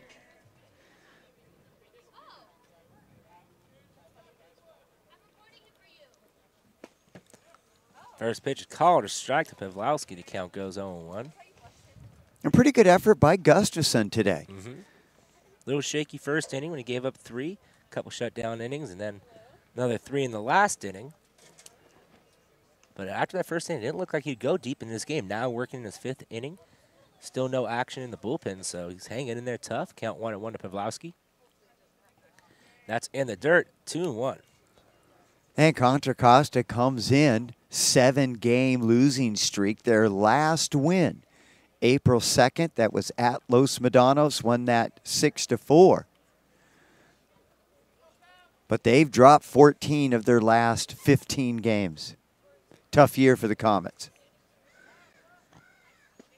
And that's outside, 3-1. So once again, another great at-bat by Jacob Pavlowski, just taking tough pitches and really focusing in for one pitch that he can hit. Fouls this one back, 3-2. Looked like it was going to be a little fastball inside at the knees. Yeah, I'm not sure if he swung at ball 4 there, but close enough where you've got to protect. Yeah, that's the type of pitch he likes, though. Something low he can drive. He has a lot. He's a strong man up there, I can tell you that. So now full count. Swing and a miss. Strike 3 for out number 1. Good fastball outside. Yeah, good pitch by Gustafson. Fastball away. And big rip by Pavlowski, but no chance on that one. Comes up empty. Number 14, Jesse Phipps. Now Jesse Phipps stepping up to the plate. 0 for 1 today. Flew out to the right fielder and has a sacrifice as well. Yeah, had that sac fly back in the first inning. Got a run home. Hitting a respectable 263 coming into today's game. First pitch to him is high, ball 1.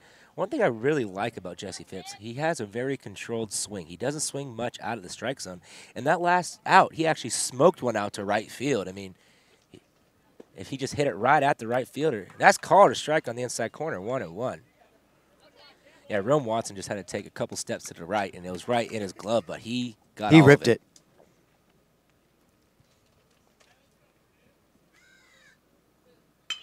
Oh, and this one's coming down in center field and is caught by Hughes for out number 2.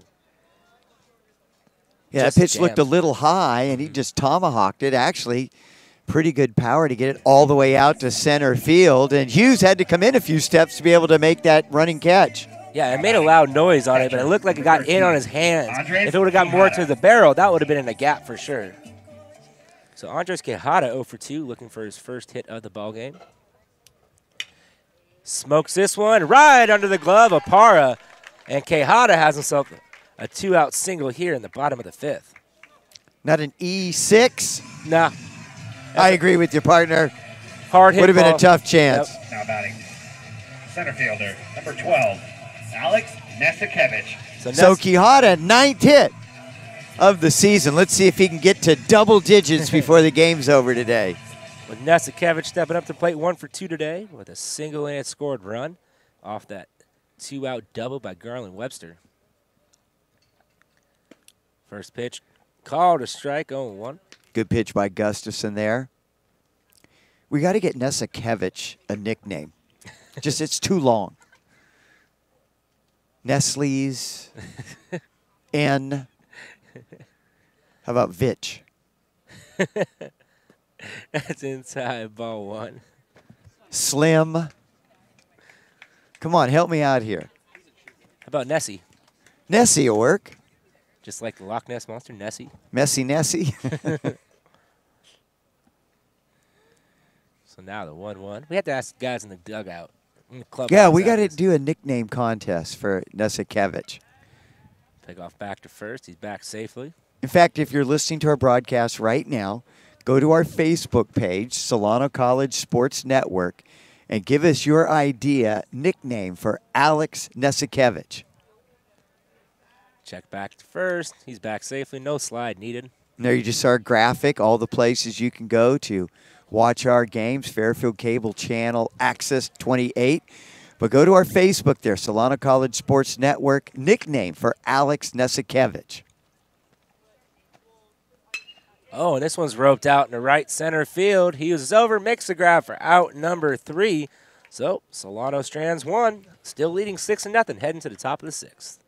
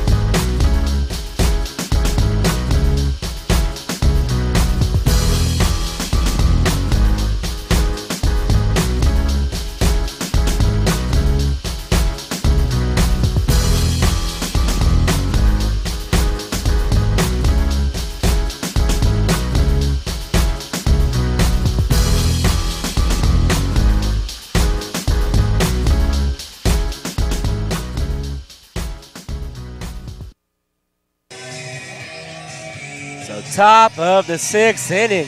Solano still leading 6-0, and Dustin LaBeat out for a 6th inning of work with the 3-4-5 hitters coming up for the Contra Costa Comets. Aaron Oaks leading off. He's 1 for 2. Had that double back in the 3rd, and it was a long double. Made a statement with that one. There you had a look at the Contra Costa dugout. They finish things tomorrow.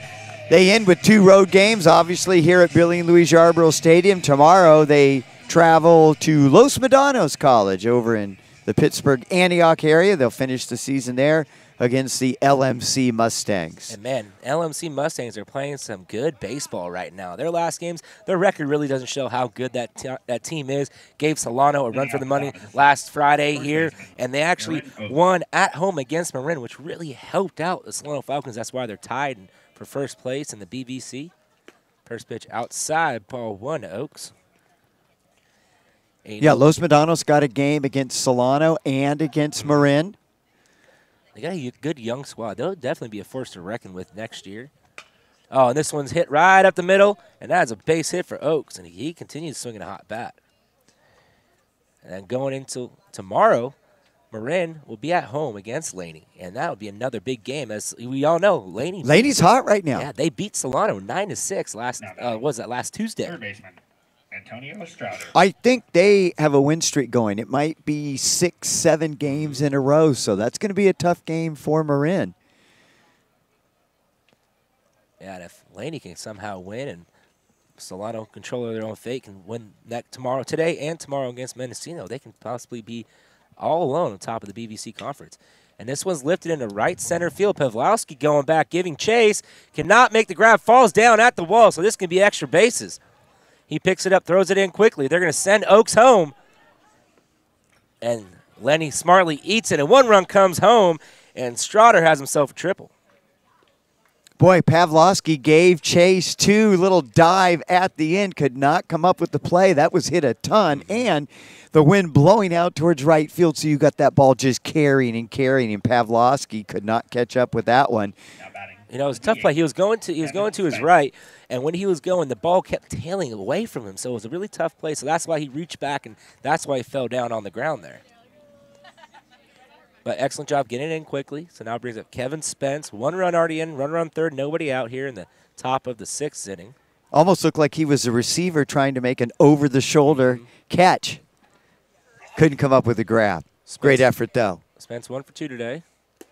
First pitch inside, ball 1. He has a single and a strikeout. You know, nothing hurts. Subtle 5-run lead. The beat just has to keep doing what he's been successful at all day long. Just keep going right at him. That ball is low, 2-0. And really, once you get to Spence, now you hit the back half of the lineup. And we've mentioned this before, not nearly as strong as the top half. Oh, this one's hit right at Lenny. Bobbles, keeps bobbling, throws to the first, and still gets him at first base. So good job by Lenny staying with it for out number 1. Yeah, he bobbled that ball 3 times, still able to stay with it and make the throw, and beats Kevin Spence, who was hustling down the first baseline. Yes, Contra Costa does get a run, so that now they have 2 on the board, so 6-2 Solano with Davey Duncan at the plate, 1 for 2 with a strikeout looking, a stolen base, and a single. So RBI for Kevin Spence, a designated hitter. First pitch, just a bit low, 1-0.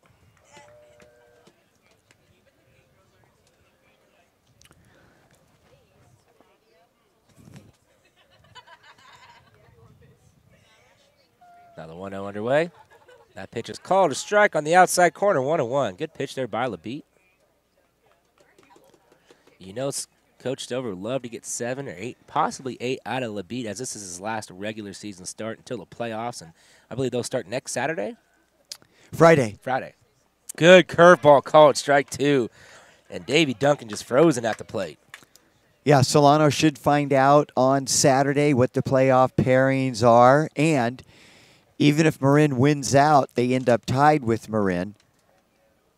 Good curveball, just gets a piece of it, 1-2. Boy, that was a big pitch by LaBeat. But if Solano ties with Marin, they still win out. They have a very good chance of still hosting a home playoff game. Yeah, Solano with a 22-12 overall record. Very good record. I mean, all based on the RPI rankings.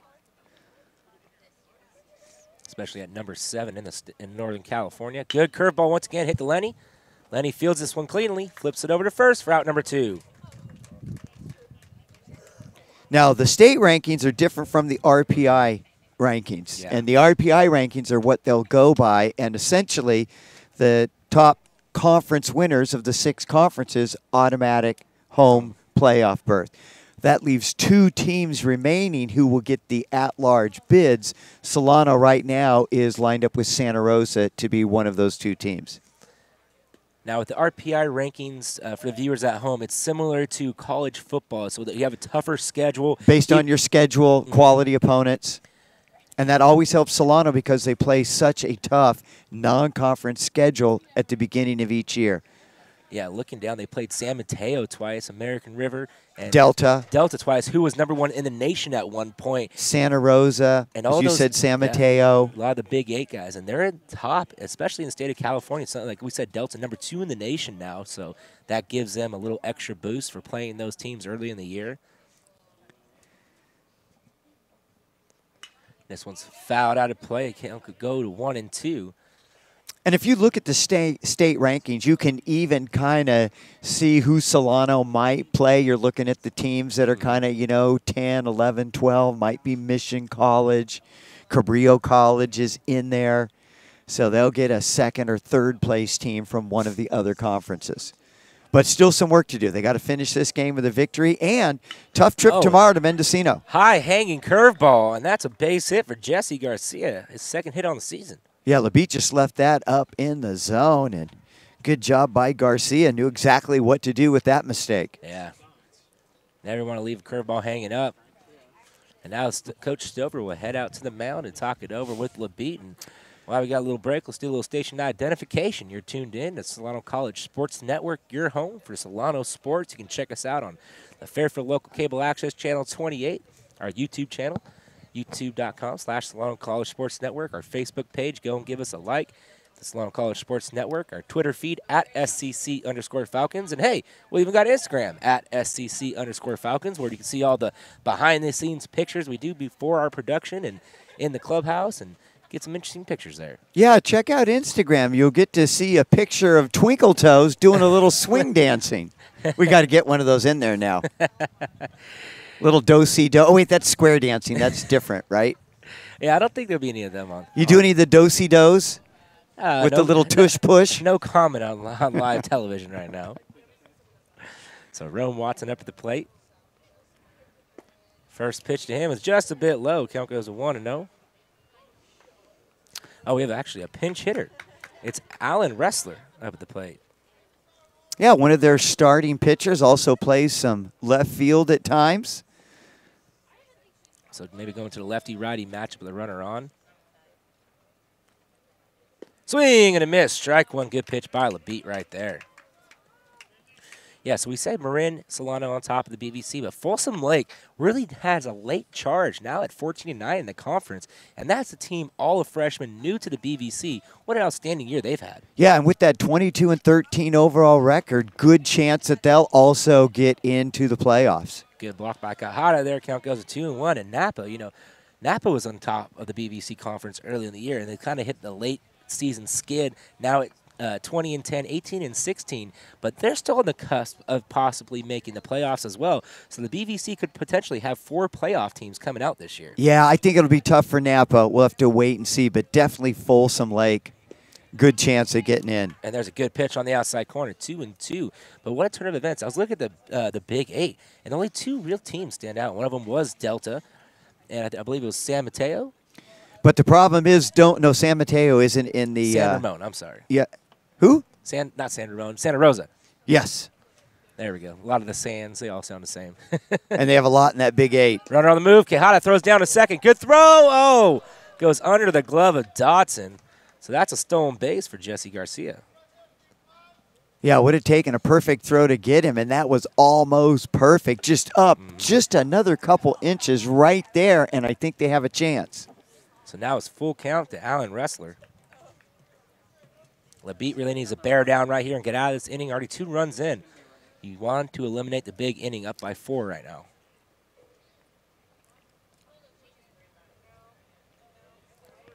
Yeah, we don't want a rewind of last Friday's game. Falcons were up 6-2 in that one. Strike 3 called at the knees, and that's out number 3. So Contra Costa gets 2, makes it a 6-2 ball game heading in the bottom of the 6th. My name is Alvaro Bacaba. I'm a sophomore infielder, and thanks for watching the Solano College Sports Network.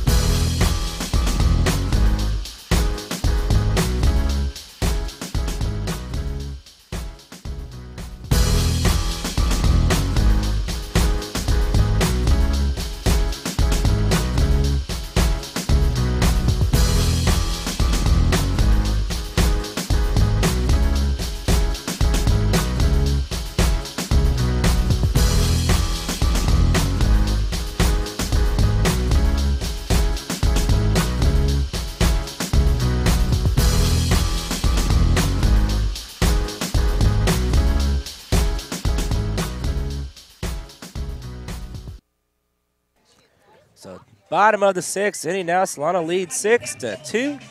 And brings up the leadoff hitter, Alvaro Rubalcaba, who's 1 for 2 today with a triple, a walk, 2 scored runs.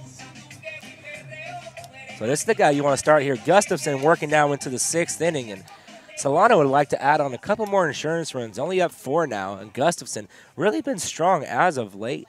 Couple blemishes in the 1st and 4th, but so far, pretty good outing for the young man. Yeah, especially with the Falcons starting with the top of the order here. Strike is called 0-1. Definitely an opportunity to get some more runs on the board.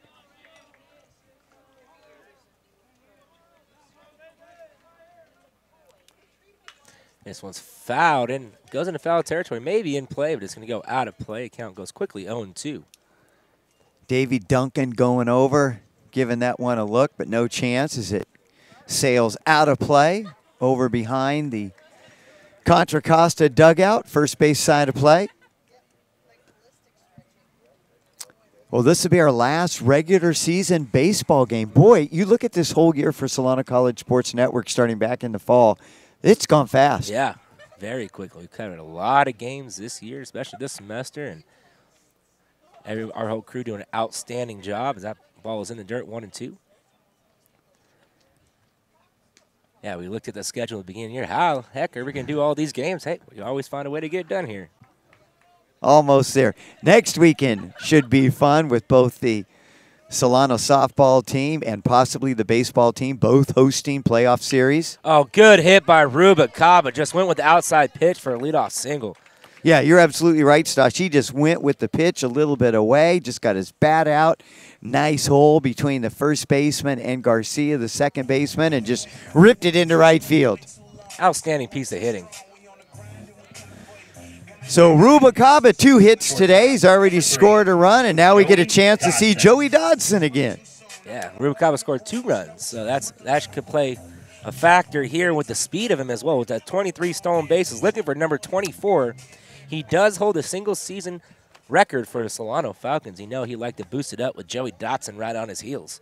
Absolutely. I just didn't color in my runs back in the 4th inning, and I like coloring. Make sure you color in the lines there. I'm trying to stay in. I'm usually pretty good at that. I know you got your glasses on so you can see the lines. Yeah, that was all the result of that big bases clearing double by Garland Webster. So Dodson's going to try to drop one down here to lead the team leader in sacrifice hits. And, Rubicaba is just going to go into second standing up. But that is a wild pitch, I believe. Good job by Rubicaba, too. He was kind of waiting to go, and that ball bounced so far in front of Duncan. He knew no way for Duncan to catch up to that before he could get to second base. Yeah, I got an outstanding jump. Absolutely correct. And with Joey Dodson now with 1-0, nobody out. He has a chance to put him over at third base. A good bunt here from Dodson. If this thing stays fair, he is going to be safe. And that is an infield bunt single for Joey Dodson, showing off the wheels. And Dodson has just gotten better and better with the bunting as the season has progressed. That was an outstanding bunt. No chance for the third baseman, Strotter, to come in and make a play. And no chance for Gustafson to get all the way over to the line, pick it up, and make the strong throw. I mean, that ball right on the fair side on the grass just walked that tightrope. And if it would have rolled off, it probably would have caught that lip and rolled foul. But absolutely perfect bunt for Joey Dodson. Yeah, I don't know if you could take the ball with your hand and just roll it up the third baseline as perfectly as that bunt was placed by Joey D. Yeah, each and every game getting better on his bunting. I mean, I wish we had a stat for how many bunt singles he's had this year. So now it brings up Josh Lenny. That ball is in the dirt, and Dodson's going to take off. They throw down to second base, and he is safe at second. Stolen base? Yeah. All right, so that's 23 on the year for Joey Dodson. And it looked like Parra kind of just gave up on it because he was expecting the runner from third, Rubicaba, to come home. Might have had a chance to get Dodson. So 2 RBIs out there for Josh Lenny. Like we said, the RBI leader of the team. And he hits this one right back up the middle.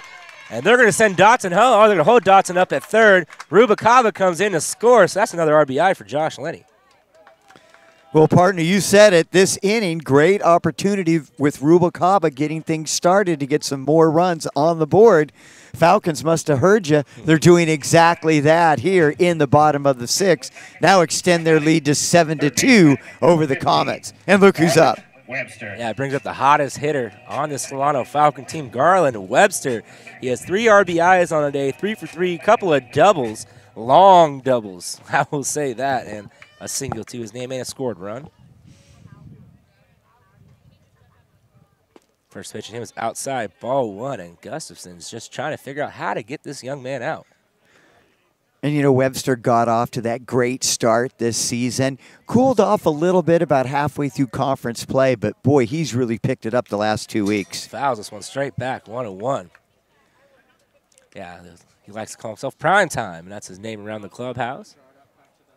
And he's showing himself that he is in prime time. Yeah, he's been that, especially as a freshman for the Falcons. I was kind of kidding him at the start of the season. You're going to go with that moniker. You have to earn it, kid. I think he's done just that. That ball's low, 2-1. He's worked a couple of full counts today in 2 of his at-bats. I mean, falling behind, but he has an excellent eye at the plate. He knows what he wants. Every time he steps into the batter's box, he knows what he wants to do. He has a plan, and that's what you want to see. You have an approach. And that's exactly what what makes him so successful this year. The pitch is high, 3-1. With nobody out, and Bo Siegel coming up next. Runners on the corners. So let's see if Gustafson tries to come back here with a fastball or decides to maybe pitch around him. And Webster just seems to see the ball so well. That's high, ball 4. So if you can't get him out, just walk him. And now head coach Marvin Webb is going to take that long walk. With nobody out, bases loaded, bringing up Bo Siegel. First baseman, number 36, Bo Siegel. And it looked like Webb was going to make the change. I thought he motioned to the umpire that he was bringing a pitcher in, but nobody's in the bullpen, so either he's going to bring in a position player or he's sticking with Gustafson. I believe he'll stick with Gustafson. I do too. You really don't want to throw anybody out there, you know, without warming up. But you know what? I think this would be a perfect time for our trivia question of the game. I'm ready, baby. On this day in baseball, which Hall of Fame baseball player hit his first Major League home run? And he is in the top 10 of all-time home run leaders. So it's going to be 1 out of 3, right? It's either going to be Barry, it's going to be the Babe. I'm going to go with Hank Aaron. And you know what? You're absolutely right, partner. You know your baseball. So this date in baseball, April 23rd, Hank Aaron hit his very first home run, first one of 755 of that great career by Hank Aaron. Henry Aaron. And that was back with the Milwaukee Braves before they made the move to Atlanta. So Bo Siegel at the plate now, trying to backpick. Webster gets back quickly. So maybe that's what that talk was about. We already seen one little backpick trick play that Contra Costa ran. And like you said, with all the experience Marvin Webb has around the game of baseball, those little trick plays always come into play. So now 1-0 to Siegel. 0 for 1 today. Another backpick. So the Comets trying any way possible to try to get at least one out here. And Lenny not fooled at all. He just kind of calmly dives back to the bag, kind of looks at the second, really?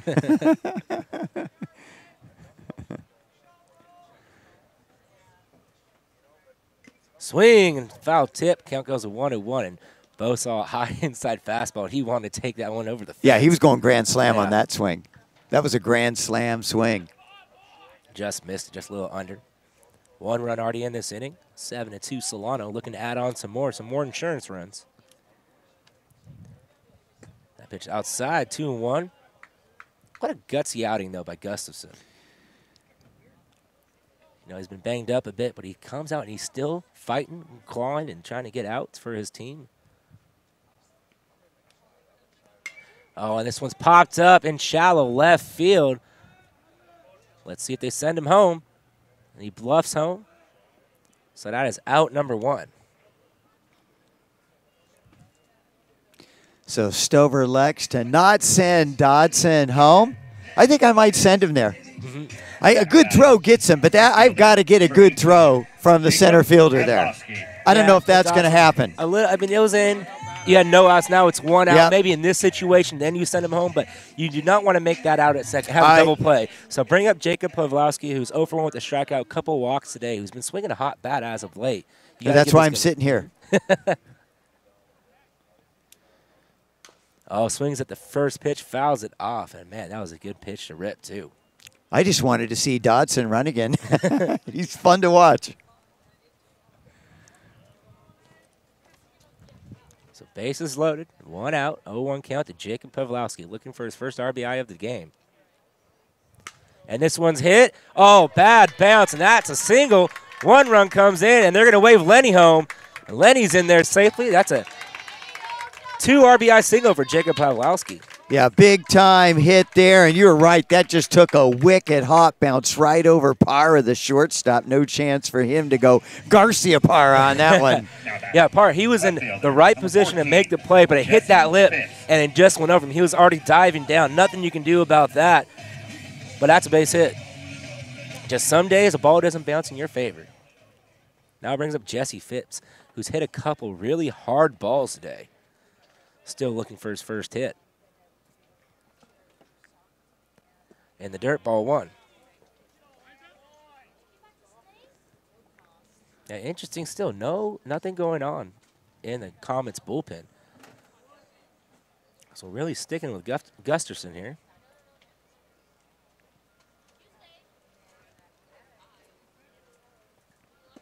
And that is called a strike on the inside corner, 1-1. Boy, that's the second time Gustafson has got that call pitching inside to Phipps. Yeah, well, Phipps really likes to crowd the plate. And when you crowd the plate, that inside pitch is you try to bait pitchers into throwing inside for especially pull hitters. Oh, and this one's hit high and deep into right field. That ball gets down. 1 hops the wall. So 1 run's going to come in. They're going to hold Pawlowski up at third. So that's an RBI double for Jesse Phipps and finally gets one of his hard-hit balls to fall. Yeah, absolutely right. He ripped that one again, but that time no chance for Carter, the right fielder, to catch that one. Hughes was giving chase from center field, but with the wind again, that ball just kept carrying. No chance there. Big time hit by Jesse Phipps. And now looks Marvin Webb heading out, so Gustafson's day is done. There is going to be a pitching change.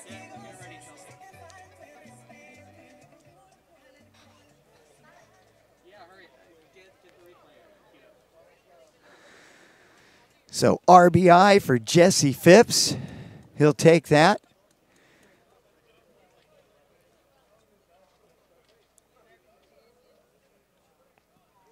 And so Gustafson just walked off the mound. So he's going to try. I'm trying to see who he's trading with. It looks like it might be Antonio Strader, the third baseman. Trying to see who Coach Webb's going to give the ball to. So final stat line for David Gustafson is 5 1/3 innings pitched, 7 walks, 2 strikeouts, 12 hits, 10 runs, 10 earned runs, but he's still on the hook for 2 more runners out there, so it could possibly be 12. So we'll see if the relief pitcher can come in and do his job and get out of the jam. So I think it's going to be Antonio Strader, the third baseman. That's got to be tough, going from just playing a position to going right in on the mound.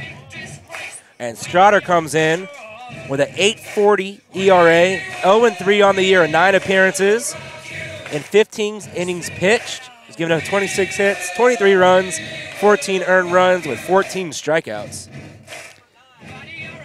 Yeah, looks like control for him is the issue with more walks than strikeouts.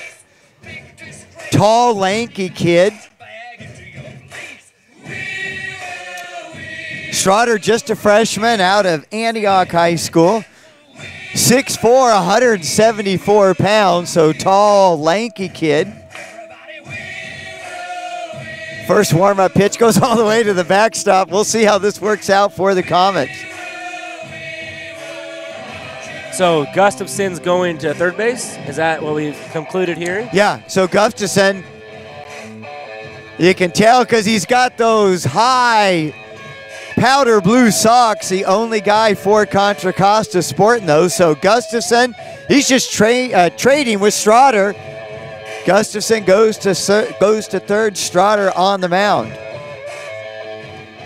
And I actually just got an update on my phone, and the Giants sweep the Dodgers for the first time since 2013. Like, is that supposed to bother me? It's freaking April, right?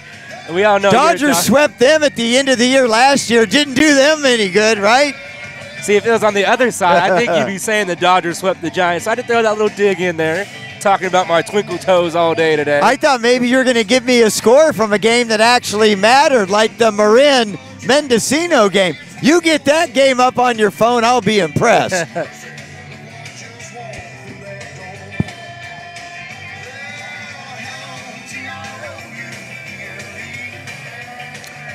Well, it looks like Strader is as ready as he'll ever be. Davy Duncan out on the hill has a couple words of encouragement. There you get a look at Gustafson. Now he's going to be taking over at third base. And Andres Quijada, El Gato, the freshman catcher, coming up to the plate. Yeah, with a couple ducks on the pond at second and third. 1 for 3 today for Quijada, so he can add on a couple more here, and you know he'd love to get another hit. And a couple more RBIs add on to his total this year. So our first look at Antonio Strader today. So big sixth inning here for the Falcons. First pitch in there, called a strike, 0-1. Nesikevich is on deck, and if he gets up, and possibly could, with just one out here, Falcons would bat around here in the sixth. Swing and a miss, strike 2, and Strader has some good velocity, little sidearm action. Yeah, he's got that tall, lanky frame and just kind of whiplashes the ball. You're absolutely right. Pretty good velocity, and he's got Andres Quijada in a hole, 0-2. Oh, and this one smoked right back up the middle for a base hit. And they're going to hold Phipps up at third. Quijada, long round around first base, and that's an RBI single for Andres Quijada. And Quijada, he was just sitting on that same pitch. Strader threw him 2 fastballs. Okay, throw me another one, kid. I'm ready. And he smacked that one out to center field. Gets himself an RBI as well. Number 12, Alex Nesikevich. And down in the bullpen for the Contra Costa Comets, it looks like Randy Rudolph starting to get loose, a left-handed pitcher. So now Alex Nesikevich, 9th batter to come up in this inning. First pitch called, a strike at the knees, 0-1. Randy Rudolph, local kid, played a couple years at Fairfield and then over at Rodriguez as well. My alma mater. So now 0-1 to Nesikevich. That pitch is low, 1-1. You know, even in his warm-ups, that's all we see from Strader. It's just nothing but fastballs. And I know Quijada definitely took notice of that. That's all he was seeing was fastballs. So sit on the fastball, grip it, and rip it. We know Solano can hit the fastball. First and third. Oh, that's a good base hit by Alex Nesikevich. Just went with it. And that's an RBI single for him. Boy, another example of a Solano hitter just going with the pitch. We saw Rubalcaba do that on a base hit to right. You see Nesikevich do that on a base hit to left. Now batting the DH, number 6, Alvaro Rubalcaba. So now Rubalcaba coming up for a second time in this inning. He started this inning with a leadoff single, advanced on a wild pitch at second base, and then came in to score. Rubalcaba, Dotson, Lenny, and Webster to start off this inning all came in to score, and that was the key to this inning. Well, 6 innings, 6 runs on the board. First pitch of him was called a strike, 0-1, so. And you said it, this was the inning for Solano to really take advantage of where they're at in the lineup, try to put this game away. Good job of doing that.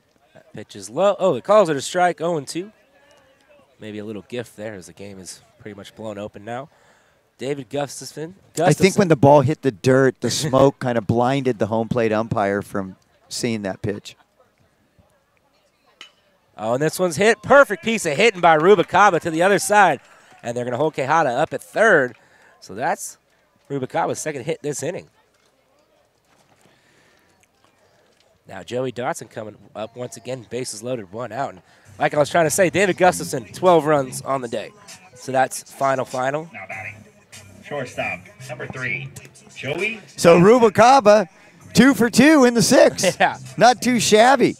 And both to the opposite field. He sees that outside pitch, and he just goes with it. And that's why Rubalcaba's batting up close to 400. After this game, I think he might be flirting with that elusive 400.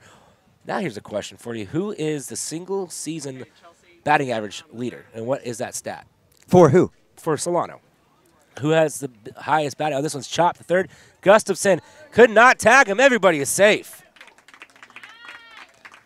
So that's an infield single for Dotson. I'm going to guess either Tommy Pavesi or Vic Varante. And we're talking about single season? Batting average. That's going to be Tommy Pavesi. What He was led the the state in 2008. Give me a guess. 417. Nope, higher. 450. 455, baby. Wow. That guy was a one-man wrecking crew. Oh, 2008. Stats are just off the chart. So the first pitch to Lenny, he fouls it off, 0-1. He had 204 plate appearances. That's also a record. He scored 47 runs, had 80 hits. I mean, you look at Rubalcaba coming in. He's got 57 hits. Okay, that's pretty good. Now you look at Tommy Pavesi. He had 80. And how many home in a runs single did he have season that year as well? 17. 17 home runs. Guess how many RBIs he had? Led the state. 126. 74. Let's Oh, not get man. carried away. That pitch is low. Ball 1. 1-1. So base is still loaded for the RBI leader, Josh Lenny. Had a single earlier this inning and an RBI. Yeah, Scored Tommy Pavesi, best hitter I've ever seen come through Billy and Louise Yarborough Stadium. Hey, he was inducted to the Solano Hall of Fame earlier this year. Good little slider there. Count goes to 1-2 first. Off-speed pitch we've seen from Antonio Schroeder. And Pavesi was the hitting coach back in 2013, last time Solano went to the Super Regionals. Swing and a miss. Strike 3 for out number 2. Big hack from Lenny there. And now it brings up Garland Webster, who is red hot today. 3 for 3, 2 doubles, 3 RBIs, a couple scored runs, and a walk. Garland Webster. So Garland back in business. First pitch is low, ball 1. Strider's done a good job, though. Just coming in this inning, he's not walking anybody, just coming in throwing strikes, and especially to move from a position to go right into pitching without not a whole lot of warm-up. This one's fouled off, 1-1. That was a pretty good pitch right there. Nice velocity. Yeah, especially Gustafson, throws over the top, and now you bring in a sidewinder that has a little more velocity. First couple hitters you saw a little behind. You got to pick up that release point. That is low, 2-1. Good job by Duncan keeping that ball in front of him.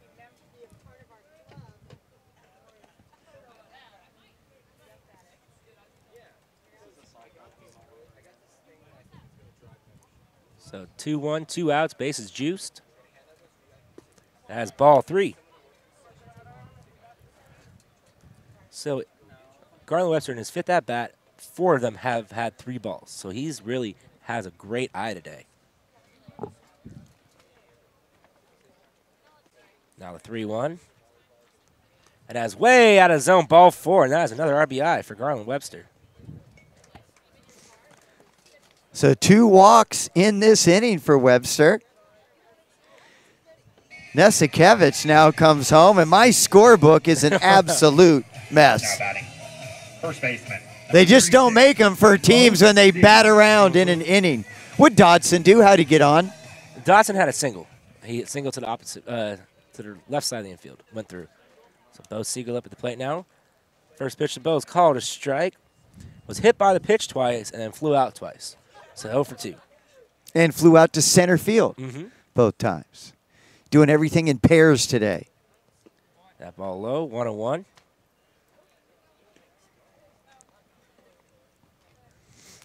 No lead is really ever safe, so you always want to keep tacking on when you can.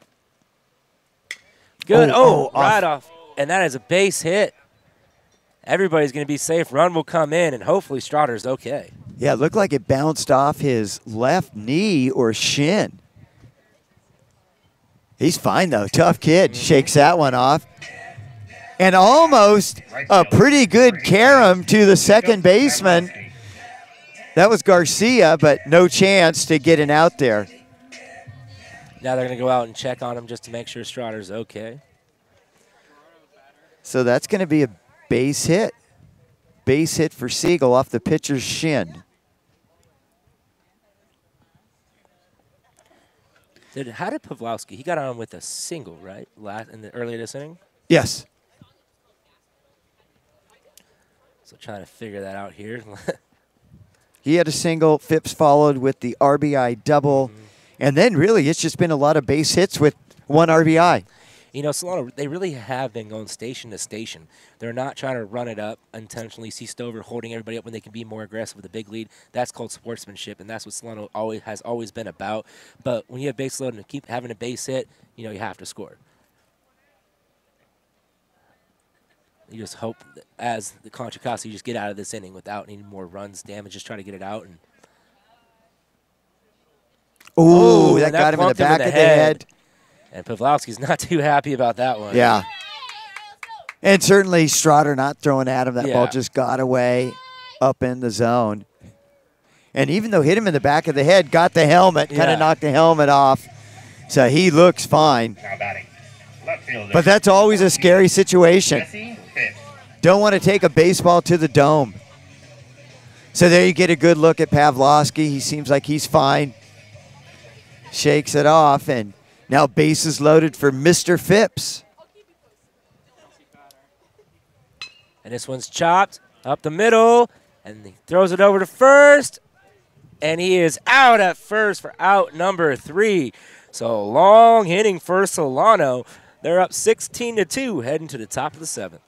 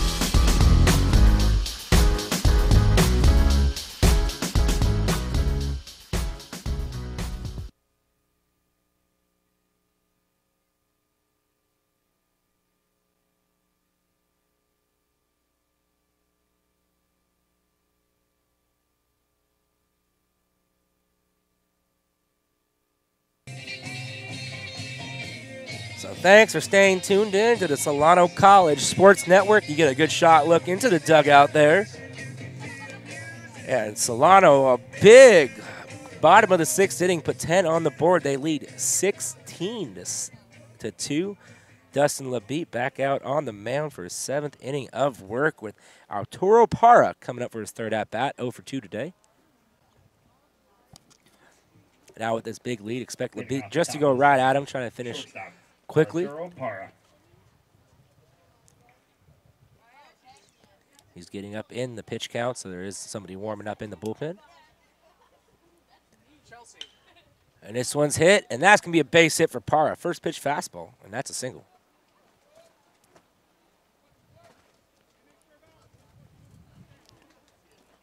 And now it's going to bring up Timian Hughes, who's 2 for 3 today with a stolen base and a double.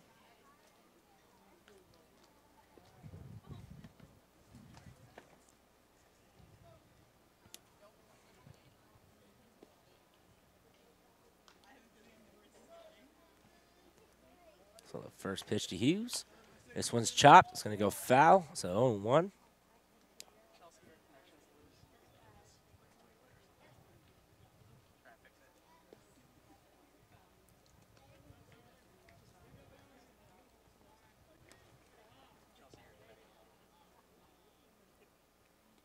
So now 0-1 to Hughes.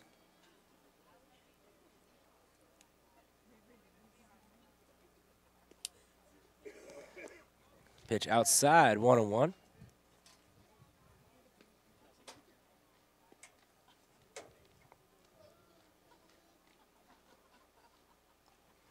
So LeBeat really up there in pitches. I think he's over 100 pitches now. Really getting his work in today. He's doing an outstanding job, only allowing 2 runs on the day. And they came back in the 6th inning. Right when you think Contra Costa had a little momentum coming in, Solano slammed it home with putting a 10 spot up in the bottom of the 6th, and you really go into trying to win every inning. And I think Solano put an exclamation point on that one. And this one's hit into left center field. Going over is Nesikevich. Makes the catch on the run for out number 1.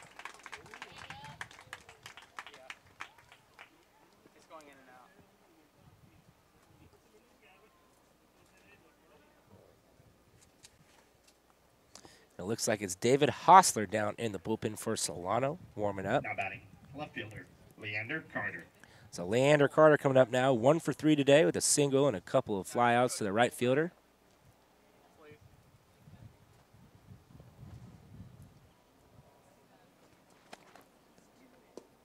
First pitch is low, ball 1.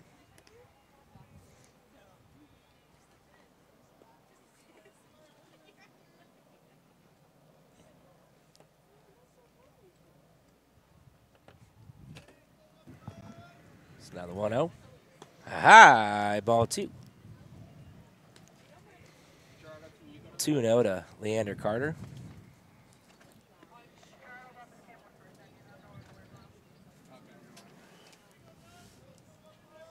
And let's see if LeBeat can finish strong here. Already up over 100 pitches, as I said earlier. This one's chopped to Webster. Webster to second, to first. And he's safe at first. Good turn, but too much speed from Leander Carter. So he reaches on a fielder's choice. Yeah, we've seen that speed from Carter out in right field. He really can run like the wind. Excellent speed there. Just barely beats out and prevents the double play from getting turned. Aaron Oaks now coming to play. 2 for 3 today with a double, single, and a scored run. He started that rally in the top of the 6th with that single. So he's swinging a bat pretty well this game. Curveball cannot get it to come down, 1-0. Yeah, I'm pretty sure this will be LeBeat's last inning of work. He would like to finish it with a long walk to the dugout and probably get a good standing ovation from the crowd here. Yeah, exactly what Coach Stover needed. A nice quality start from LeBeat, gets through 7. Almost there. And they just kind of gave up on that stolen base as Carter goes into second. Curveball in the dirt. Up 16-2, you don't have to worry about that too much. And Nathan Genest will get the start tomorrow, a little bit under the weather. He and Ian Acosta. And Falcons will really need him ready to go tomorrow out on the hill. That'll be a tough game going all the way up to Mendocino. Ooh, and that hit him on the shoulder, and that's a dead ball. I don't know if it hit the shoulder, then the bat. Yeah. Yeah, he swung. That's exactly what Coach Stover is talking to the home plate umpire, Mark Miklas, about. Yeah, if you swing, you have to get out of the way. You can't intentionally be hit by the ball. So when he swung, he kind of leaned into it. And so appeal by the home plate umpire, Bill Swanson. Well, that's says nothing doing. Mark Miklas behind the plate, Bill Swanson out in the field. That's what I'm saying. Yeah. He referred to Bill Swanson out on the field, and Gotcha, Swanson partner. said safe. Just trying to help you out over here. Swanson, though, has had a lot of games behind the dish for the Falcons. So Antonio Strotter up at the plate now. Had a triple in his last at-bat, an RBI triple. This one smoked. Oh, and that is a base hit, so 1 run's going to come in. And this thing rattles off the wall. And Strotter has some wheels, so he's going to go all the way to third with his second triple of the ball game. 2 more runs come in to score. Boy, in Strotter, you just see those long, lanky strides. He gets around the bases in a hurry, just eats up yards. And that one was just smoked line drive and just all it rolled to the wall. And every time that it splits the outfielders on the ground, it's a tough play. And guy with speed, I mean, that could almost be a Little League home run as well. Yeah, I was even impressed with Aaron Oaks getting around the bases pretty quickly. Schroeder almost actually caught him. I Yeah. think if Oaks isn't there, Schroeder's going home. He was chugging. Looked like his shoulder was feeling pretty good. Looks like we're going to have a pinch hitter here. Cannot see the number.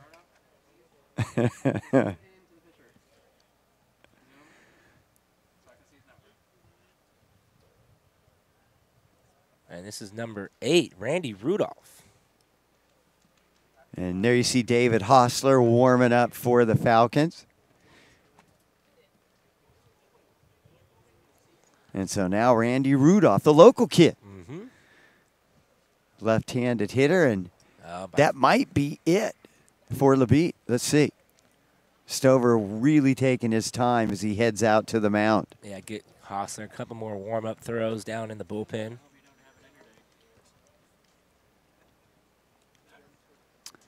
So maybe just going out there to chat and just saying, hey, can you get this guy? You know, I mean, he's way above 100 pitches. You know, I think that 100-pitch mark is really where you make and break. I believe he had 102, according to my book, not counting foul balls and things like that, coming into the 7th inning, but trying to get that good quality start 7 innings. He got 2 outs and then gave up the triple there, 2 runs in. And, you know, LaBette, he wants the ball. He's not feeling any pain right now. He wants to get in. He goes, hey, I can rest all next week. Let me go out and get this guy right here. Maybe just talking over the game plan of how they're going to pitch around him. Yeah, and while we have a break in the action, too, we can really focus on next weekend, where things should be pretty busy here at Billy and Louise Yarborough Stadium and for the Solano College Sports Network. Yeah, that's going to be it for LaBette. And it looks like David Hostler trotting in, so he'll take his warm-up pitches. And while he does that, a chance for us to get you squared away as far as what the playoffs may look like for the Solano Falcons. Dustin LaBette coming out, getting a nice round of applause by the loyal fans here on the Falcons side of play at Billy and Louise Yarborough Stadium. An outstanding job by LaBette, especially coming off that tough loss last week against Marin. And, you know, it was interesting. I saw LaBette the next day, and he wasn't happy with his performance. And the first thing he asked me, when's that game going to be up? You knew he wanted to really take a look at that and see what he could learn. That told me a lot about that young man. But back to the playoff situation, if the Falcons win this game, and looks like they will, 16-4 here in the 7th, and if they win tomorrow when they go up to Mendocino, if Marin wins out, they will tie for the Bay Valley Conference. Because Marin has the tiebreaker, Marin gets the guaranteed home playoff game. But the Falcons shouldn't drop in the RPI, so they'll probably be one of the 2 teams that don't win their conference that still get a home playoff game. If they do, the playoffs will be a week from tomorrow, the following Friday. I think that's the 2nd of May. They'll have 1 game on Friday and then 2, if necessary, on Saturday. It'll be a best-of-3 series. The girls softball team, on the other hand, they will host. They've already locked up the Bay Valley Conference. Their season is over. They win the Bay Valley Conference 20-0.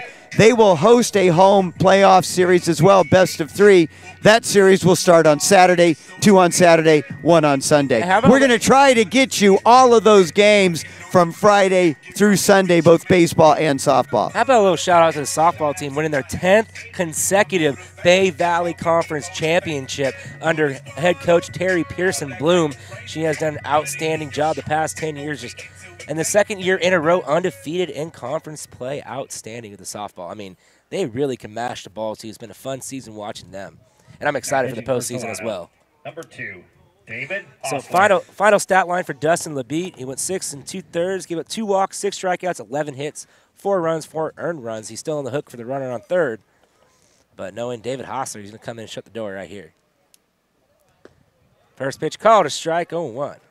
Yeah, outstanding effort by Dustin LaBette. And, you know, Hostler followed him in last week's loss to Marin. Started off well in relief, but he struggled as well. Really the only time he's really struggled all season out on the mound. Could not get the curveball to come down 1-1, just slipped out of his hands. I mean, there was a lot of walks and a lot of errors in that game against Marin. I think 7 errors total, my goodness. And on top, I mean, we had a brand new middle infield look with Dotson and Dick up the middle, and first time freshmen playing together in those positions. Swing and a miss, strike 2.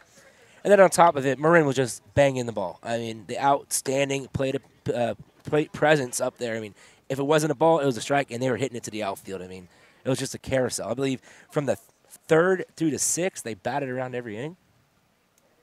And the thing I liked about the Falcons in that game, they never quit. They kept battling all the way through, kept scoring runs. They just couldn't hold Marin. Yeah, I mean, the final score was 18-6 or 16-8.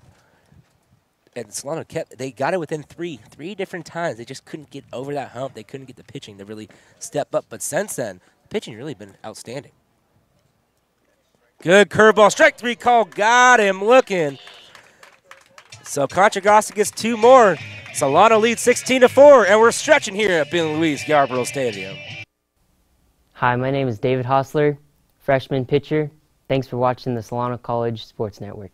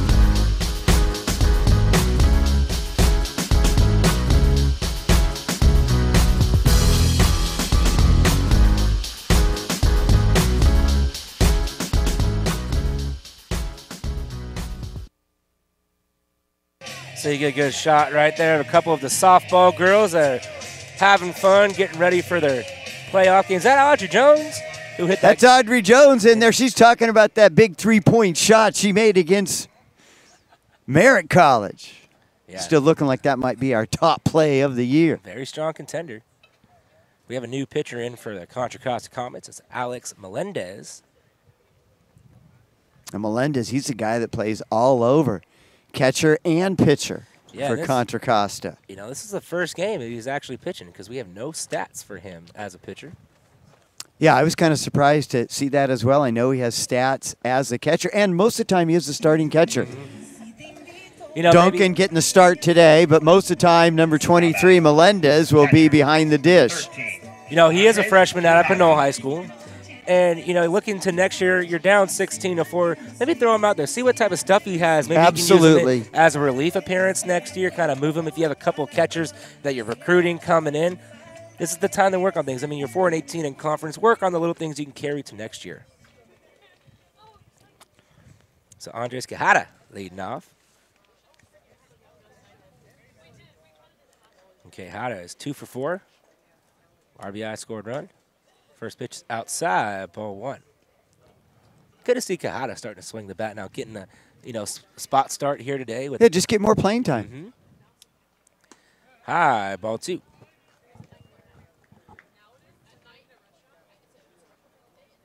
But he's really a hard worker. You see him out here all the time before and after practice. Swings at this one, fouls it into the visitor dugout, 2-1. And Rubalcaba's really done a good job taking Andres Quijada kind of under his wing. I mean, that's a big deal. 18 years old, moving from home, Venezuela, South America, coming to the States, new place. And he has himself, and that goes off Parra. Parra throws it over to first and just gets Quijada. Good play by Arudo Parada. Yeah, good job by Parra, just staying in front of that and staying with it. We saw Lenny make a similar play at second a few innings before. Center fielder, number 12, Alex Nesikevich. So Alex Nesikevich coming up. So Nessie, Nelly, whatever you want to call him, we need a nickname for Nesikevich. We need it by the playoffs, too. First pitch in there, count goes 0-1. I think I'm going to talk to Alvaro Rubalcaba after the game and see what he has to say, what we can call him. This one's poked out right in front of the plate. Fields his position, throws it first for out number 2. So good job by Alex Melendez. Now, we have a pinch hitter for Rubalcaba. It's going to be Briar Litz. So Briar Litz getting a chance to get into the game. Briar Litz. And when he's been in, he's been pretty successful, especially with the bat in his hands. Yeah, 389 overall and 470 in conference play. Doesn't see a lot of playing time. He only has 54 at-bats, but 21 hits in those. Yeah, 21 hits, that's impressive. I think earlier this year, if I'm not mistaken, he rattled off in 2 games, 6 straight hits. Could knock it out in 2 games, and then even to that 3rd game, I still believe he went 2 for 3. So he's got some power, too. 5 doubles on the year. He's definitely a good guy you have to have on your bench just in case come in and pinch hit. Can also play first base. He's had a few starts at first, more as a designated hitter this year. That pitch in there, 2-1.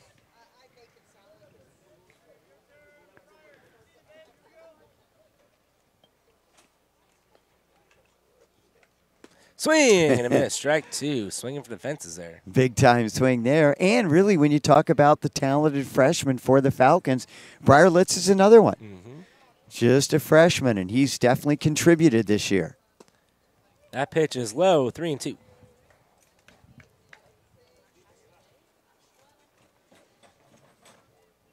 Briar Litz played his baseball at Foothill High School. Also played football as well. And that is ball 4, so that's a 2-out walk to Briar Litz.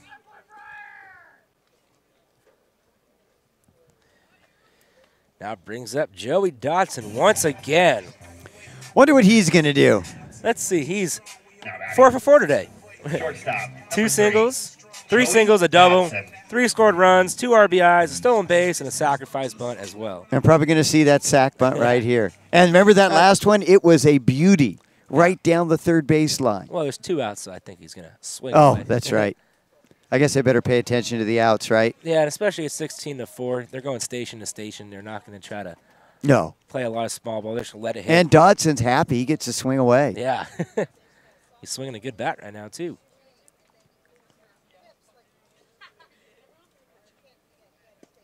Good Although if pitch Dodson inside. lays down a bunt like he did last time, that's a base hit. That was a beauty. Strotter back at third, too, after a little pitching stint. So 2-0. Oh, and he smokes this one out in the right center field. That's going to get down right in front of Watson. And Briar Litz goes first to third, and Dodson has himself another hit. Yeah, good base running by Litz. Never stopped. Rounded that corner, kept going. Clean single by Joey D. So once again, 2 outs. Brings up Josh Lenny, the RBI leader of this team. Already has a couple of RBIs today. Lenny. He's actually 1 for 3. A sacrifice fly, and a walk, a strikeout, ground out, and a single. Now, for Josh Lenny, we don't need a nickname, but we need a new walk-up song. I am so tired of Smokey and the Bandit. Hey, Eastbound and Down, one of the maybe back in the songs. 70s. I love it. It's probably my favorite walk-up song of the Salon. Well, that doesn't say much. Like everyone goes, oh, okay, Stosh likes it. Must be good. He gets my stamp of approval. Listen, Twinkle Toes, we're just trying to get you out of the swing dancing, all right? You can't really swing dance to Eastbound and Down, though. But you can drive like a bandit, and that one, it drops. You know what? If your song works, let it be. I was just he can play whatever he wants if he keeps hitting like that. Smoked it to left field. Just like Smokey and the Bandit. Maybe that's why he has Smokey the Bandit to smoke. I like how you connect the dots. That's good. You probably liked those dot-to-dot books when you were a kid, right? No, I couldn't draw a straight line, so it didn't really work. So now it brings up Garland Webster. 3 for 3 with a couple of walks, a couple of long doubles. And he hits another single. And they're going to wave him home. Dodson showing off the speed. Oh, nice play by Strotter. And they said he made the tag. The run will score. Oh, the run does not score. So a little wild one ended there. 17-4, heading to the top of the 8th. Hello, my name is Briar Litz. I'm a freshman first baseman. Thanks for watching the Solano College Sports Network.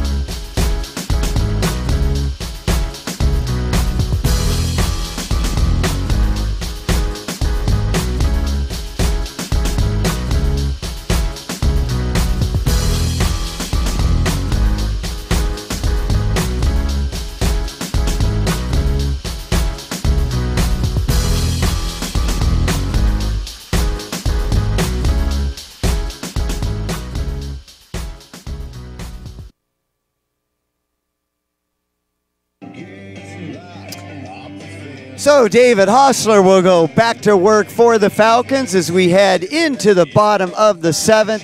Falcons commanding lead 17-4 over Contra Costa.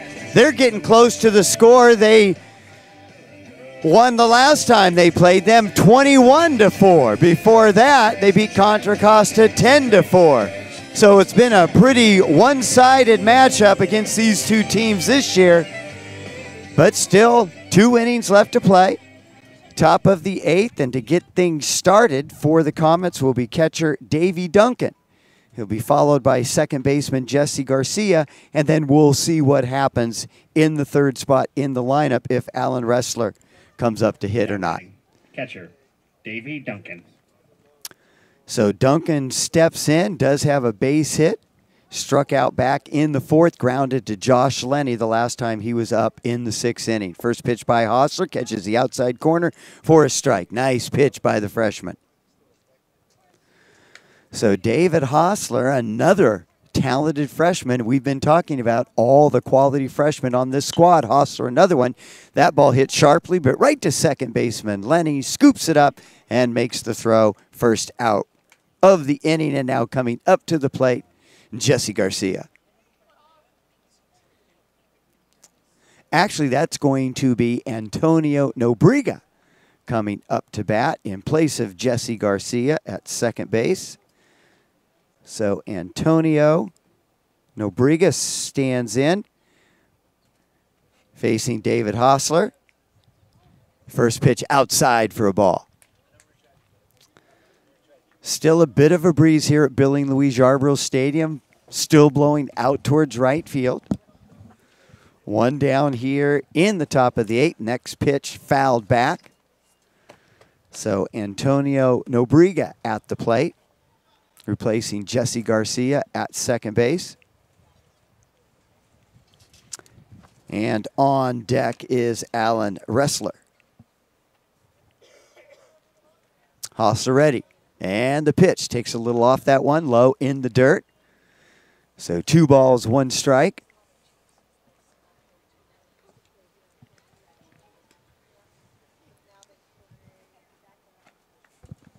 Yeah, it's crucial right now for Hostler just to get a quick inning, trying to get out of this game. You know, you're already up big.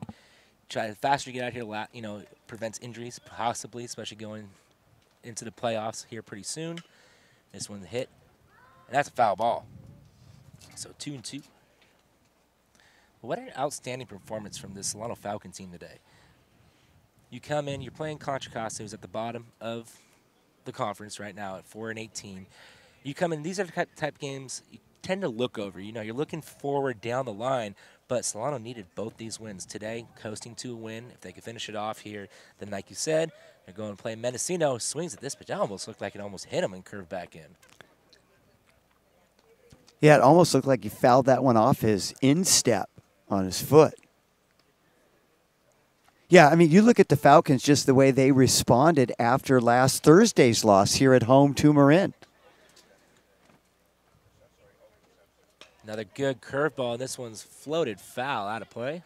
And I really think it helped for the Falcons last week, especially with so many freshmen after that tough loss on Thursday, to get right back at it on Friday. Another game at home against Los Medanos. They came out and won that game very handily. They were up, had to hang on, eventually won that game 6-4. Got a little crazy there in the ninth inning, but they were able to get out of that one with a victory.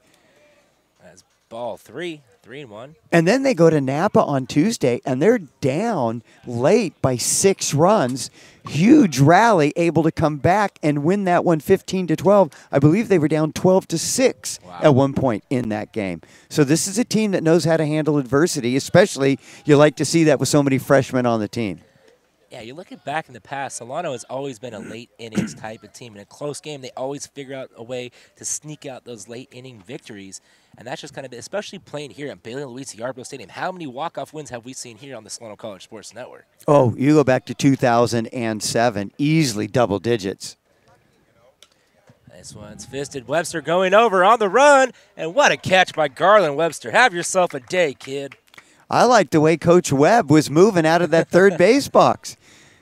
He was looking like his days with the Double-A Dodgers. Still got the quick feet. So Alan Ressler coming up for his second at-bat of the day. Got caught looking in his last at-bat.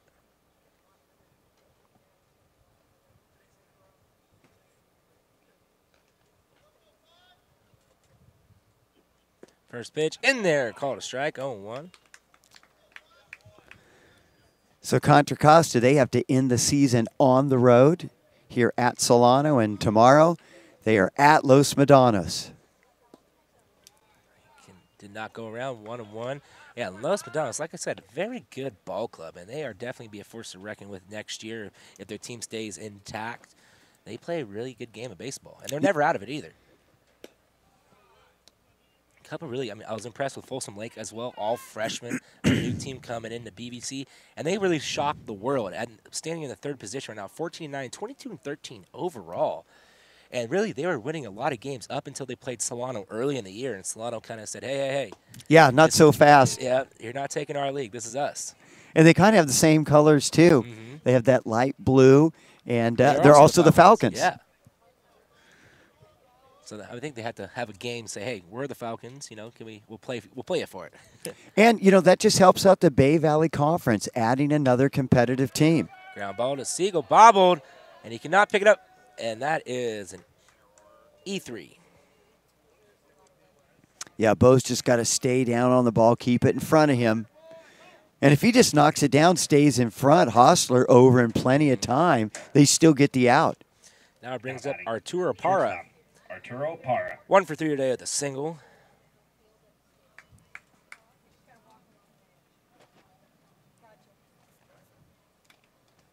So it's going to be critical here. Let's see if Contra Costa can maybe spark a 2-out rally here, get a couple back. Runner on the move. And they're just going to let him take it, and that's a strike called. That's a stolen base for Wrestler. And you're not worried about that runner whatsoever. If he wants to just take off, let him go right ahead. As he was already jogging to second base before the pitch was even started to go home. Yeah, they're not worried about the next 13 runners. Well, I guess 13. Let's say 9. 9, yep. So 1-1.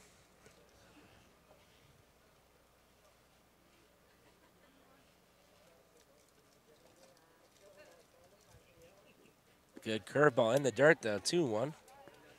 Boy, he gets some good movement on his pitches. Just needs to bring it up just a little bit to try to catch that outside corner. It's a big sweeping curveball. It's not really 12-6, more of a power curve. But it's all about the flick of the wrist and the grip. That's a good fastball right back to Bo to redeem himself. He steps on the bag for out number 3. So it's 17-4, heading to the bottom of the 8th. Hi, my name is Joey Dotson, freshman infielder for Solano Baseball Program. Thanks for watching the Solano College Sports Network.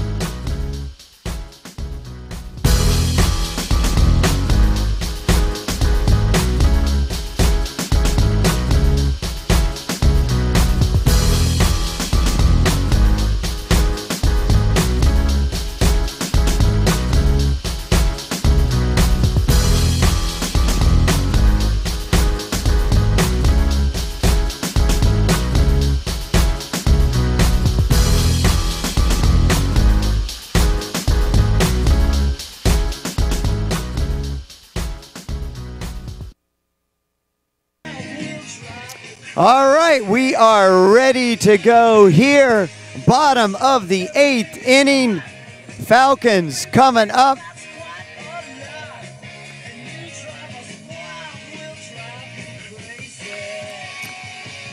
So looks like we might have a pinch hitter.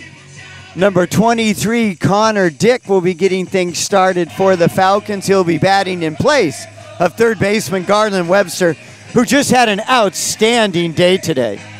Coming in for Bo Siegel, partner. There you go. Yep. I know. Next time, don't jam something in your mouth and go, hey, you take it. I was figuring something else out. Trying to get a little more energy from a power bar over here. Yeah, do it in between innings. Not on my time, baby. Well, if you're here and I'm here, doesn't it make it our time? For Solano. Number 23. Mr. Hand. Okay, easy, Twinkle Toes. Mr. Hand. Now, can you quote? Do you know what movie that quote is from? Sean Penn said it. Give me the line again. If you're here and I'm here, doesn't that make it our time? That would be from Fast Times at Ridgemont High, baby. There you go. And this one's hit. The third baseman scoops it up, throws it over to first, and he is offline. So Dick's going to go to second base. That's E5. Oh, he's going all the way to third. What a good heads-up running by Connor Dick. And Alan Ressler is actually in the pitch right now. We didn't see that beforehand. And Melendez went to third.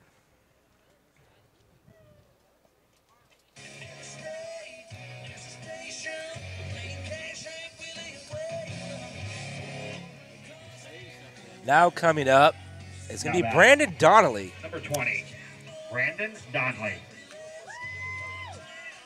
Brandon has a 0 batting average. He's had 6 at-bats with 1 run scored, no hits. So he's looking for his first collegiate hit as well.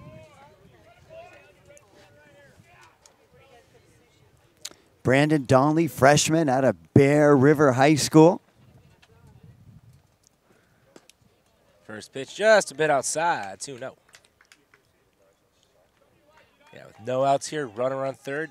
You know, it's crucial for these guys that don't get a lot of playing time like Brandon Donnelly. Come up and execute the play, what you need to have happen.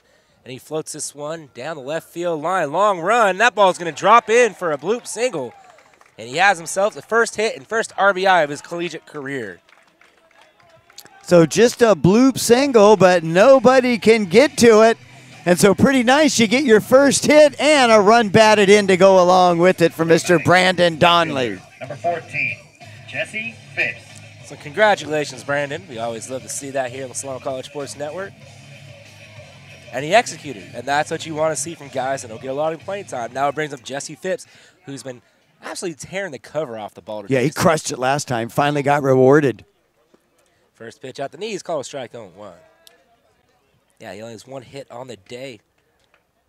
2 for 4 with a sacrifice fly RBI, and had an RBI on that double. Oh, this one's hit. Good job by Donnelly by trying to freeze it, and that actually just saved a double play. Yeah, absolutely right, partner. Good heads-up base running by Donnelly. Just kind of distracted Oaks enough to delay his ability to get to the ball quick enough to get it down to second and then back to first to complete the double play.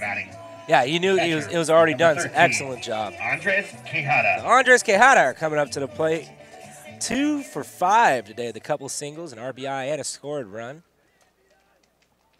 And this one's hit to the shortstop, to the second, to 1. And that is a double play. 6-4-3 double play to end the inning. Still 18-4 in favor of Solano, heading to the top of the 9th. Hi, I'm Jesse Phipps, freshman outfielder. Thanks for watching the Solano College Sports Network.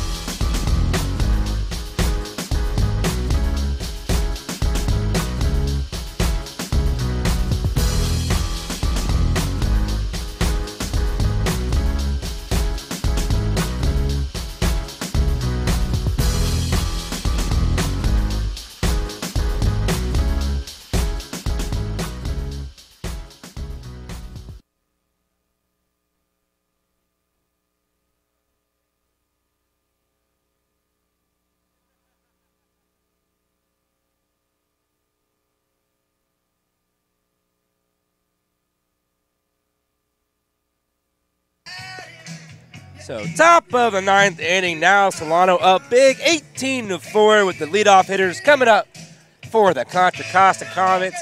Hostler still out there for his 3rd inning of work. And I'm excited. Assistant coach John Harris just came by and said barbecue out at the football field right after the game. We just had to give him a shout out, so thanks, Coach John. And, man, what a great game this has been for Solano all the way around. Oh, great season. I mean, especially coming after last season. Yeah, last season was really tough, and it was growing pains. It just wasn't your typical Solano baseball season. Bit of an aberration, but, boy, they are back, and they are back bigger than ever this year. Yeah, it was, like I said, growing pains. Last year, they really took it to heart, and they worked hard in the offseason. They really came together. Everybody bought into the system this year. They're all playing for one another instead of playing for themselves. And when you got all your guys in your clubhouse, from top of your roster to bottom of your roster, all pulling for each other, it's the chemistry that wins games. That's the first. You know what you call that? A team. Exactly. Good teams beats good individuals every day. And if this team gets one more win tomorrow along with what should be a win today, that's going to be the 7th Bay Valley Conference Championship under head coach Scott Stover. Wow. Won 6 in a row from 06 to 2011. Outstanding. So 1 and 2 to count now to Timian Hughes, who's 1 for 4 today with a double and a stolen base.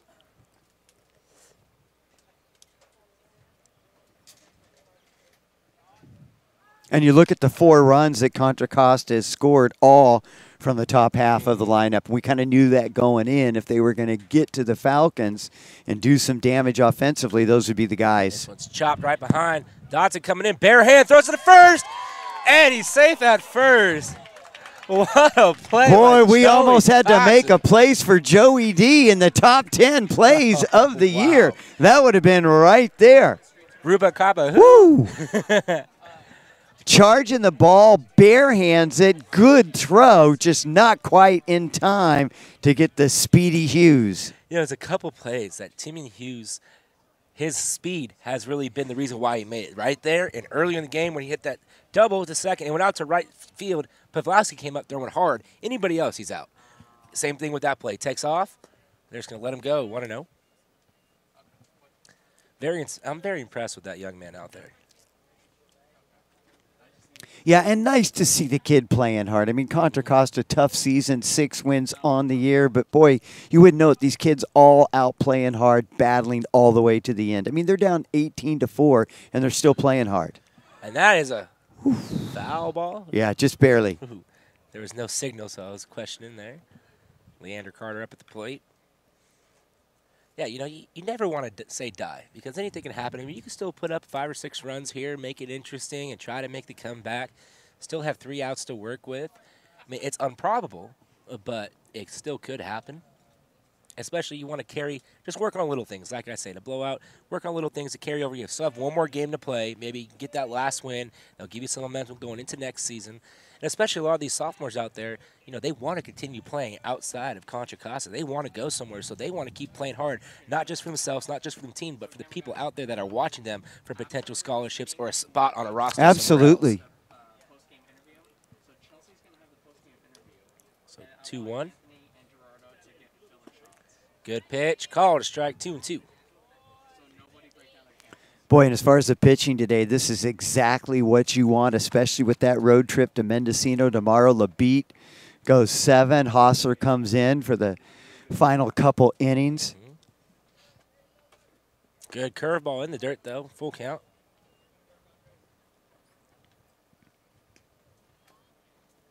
And they'll have fresh arms ready in the bullpen tomorrow just in case Nathan Jeunesse needs a little help. Yeah, it's a good thing they didn't have to pitch Coates, Peyton Tyler today. Chris Ross got a day off, Jay Wagner, so they'll be locked and ready to go for that long road trip. As you said, and this one's hit. Lenny dive in. He cannot make the grab, so that is an RBI single for Leander Carter. Yeah, just got by a diving Lenny. Good effort by the freshman second baseman. So another hit for the Comets, and they get another run on the board. Now it's going to be up Aaron Oakes. He's 2 for 3 today at the Double, single, hit by a pitch, 2 scored runs. He's a big boy, too.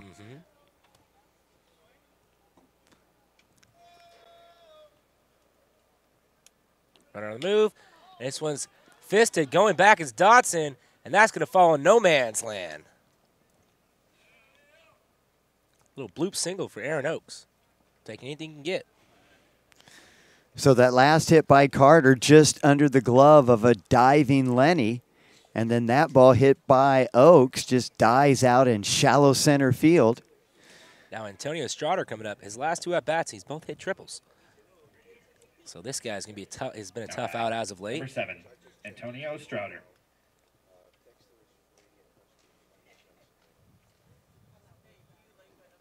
First pitch outside, ball 1.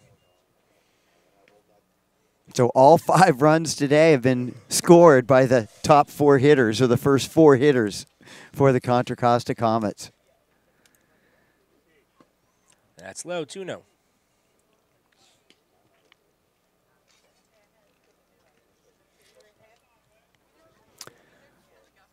Wind still blowing, but more of a breeze. Dying down just a little bit. And this one's fouled back out of play, 2-1. We saw Leander Carter start to take off there. Pretty long game, over 3 hours long. Yeah, first pitch was 2:38. It is now 9:47. I mean, 5:47. I see, that's a really long one. You know, we saw a really long game last Thursday when Marin came in here, actually, this time in Solano's favor. This one's chopped up the middle.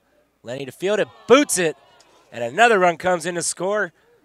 Oates going to 3, and Strader to 2nd.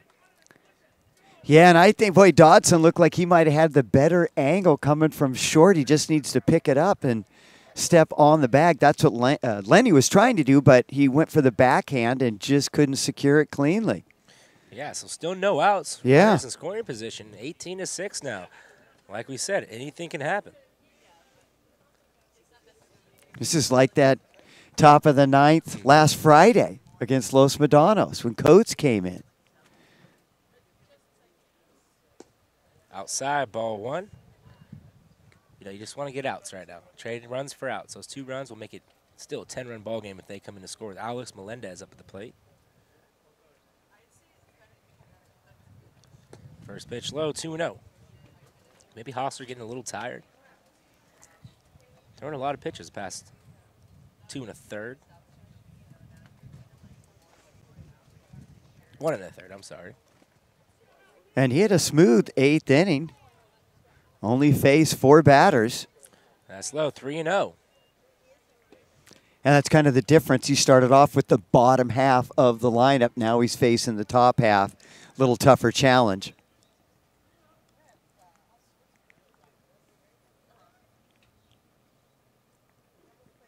That's high, ball 4. So base is now loaded. It brings up Davey Duncan. Stover going out to top. And he's sending, I think, Jay Wagner down to the bullpen to warm up. Still, as you said, no outs here.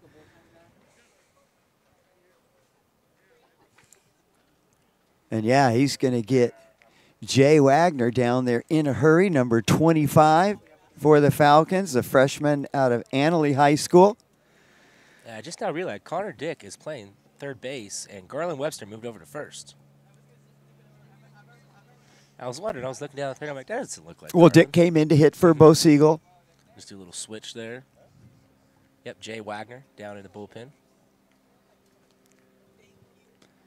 So no outs, bases loaded. 2 runs already in. 18-6 in favor of the Falcons with Davey Duncan up at the plate.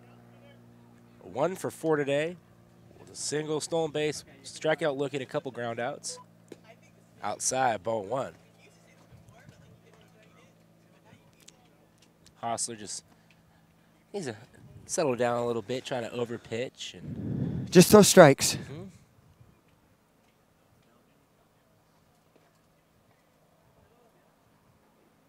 swing and a miss, strike 1. There it is. A couple more of those.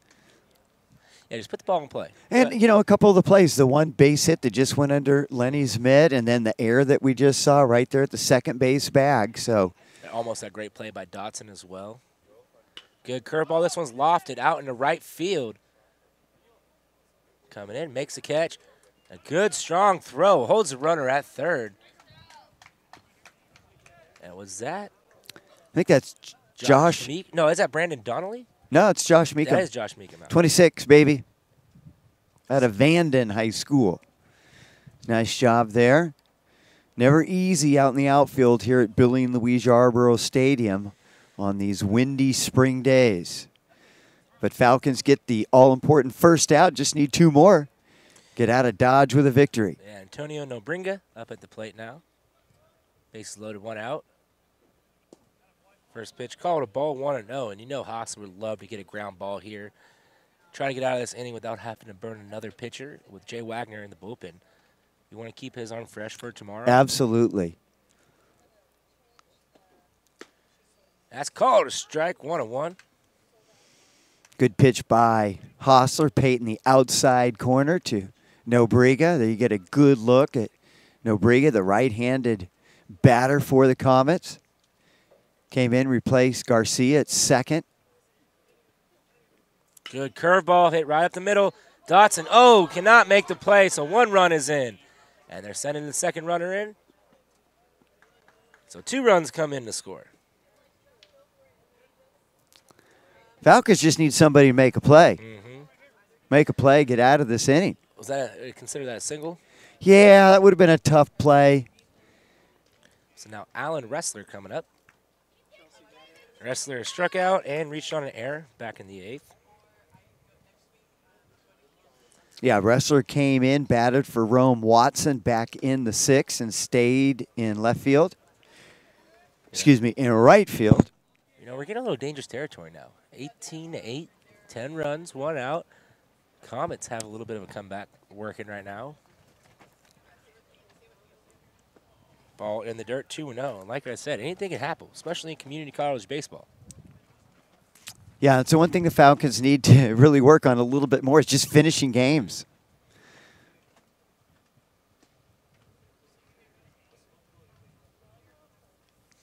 So 2-0 now to Ressler. This one's chopped. Webster, bad hop, right off the lip. And so 1 run will come in, and they're going to hold him at third.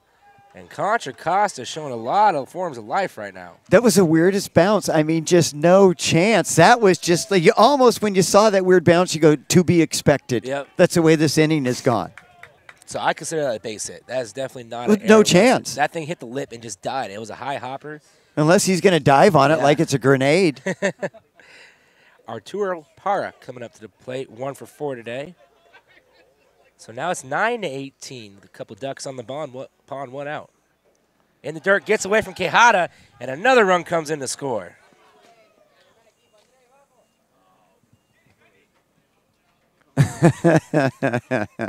This is unbelievable. And, you know, this is a game where early on you're just going, okay, Solano's got this. They're playing well. They're dominating. And now you need 3 outs, close the game out, and just the outs aren't coming. Yeah, this is the 9-hitter. You get the top of the lineup due up the rest of this inning. I mean, this is absolutely right. Contra Costa's in the spot they would want to be, especially if they can try to come back in this game. And they've got nothing to lose. They're just out here playing ball. Having a good time playing for one another. Like you said, they could have just laid down and died, but they're still fighting. And look at this. 6 runs in already this inning. That pitch is low, 3-0. And the Falcons are going to have to get through the top of the order again. And I think after this batter, it might be Hostler's last batter. They'll probably bring Jay Wagner in to face the top. Yeah, I saw Stover look down at the bullpen and kind of motion like, let's get Wagner out here. 3-1.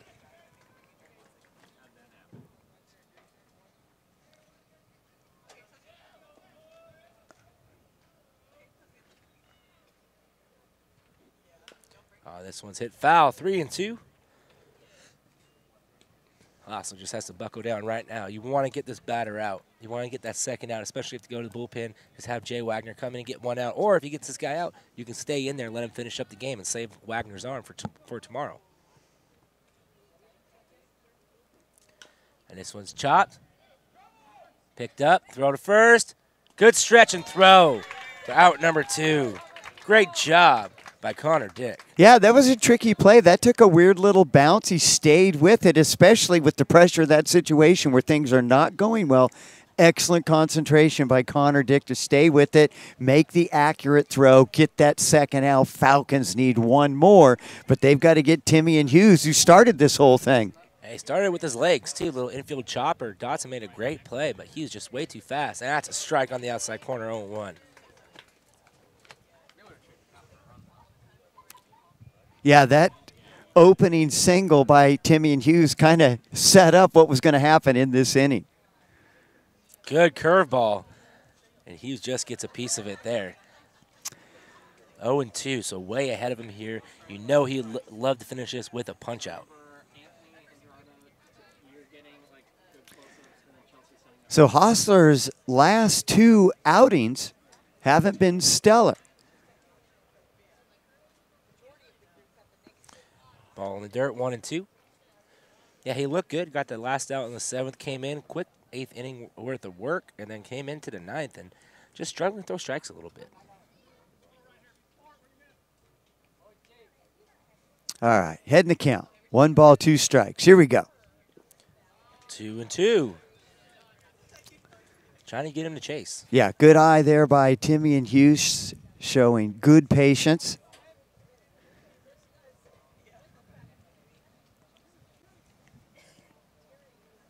Now the wind's picking up a little bit more, still blowing out towards right field. Inside, ball 3 almost hit him. Yeah, that did. That almost put Hughes on board. You know, if I'm Hughes, I'm trying to wear that. Keep this rally going.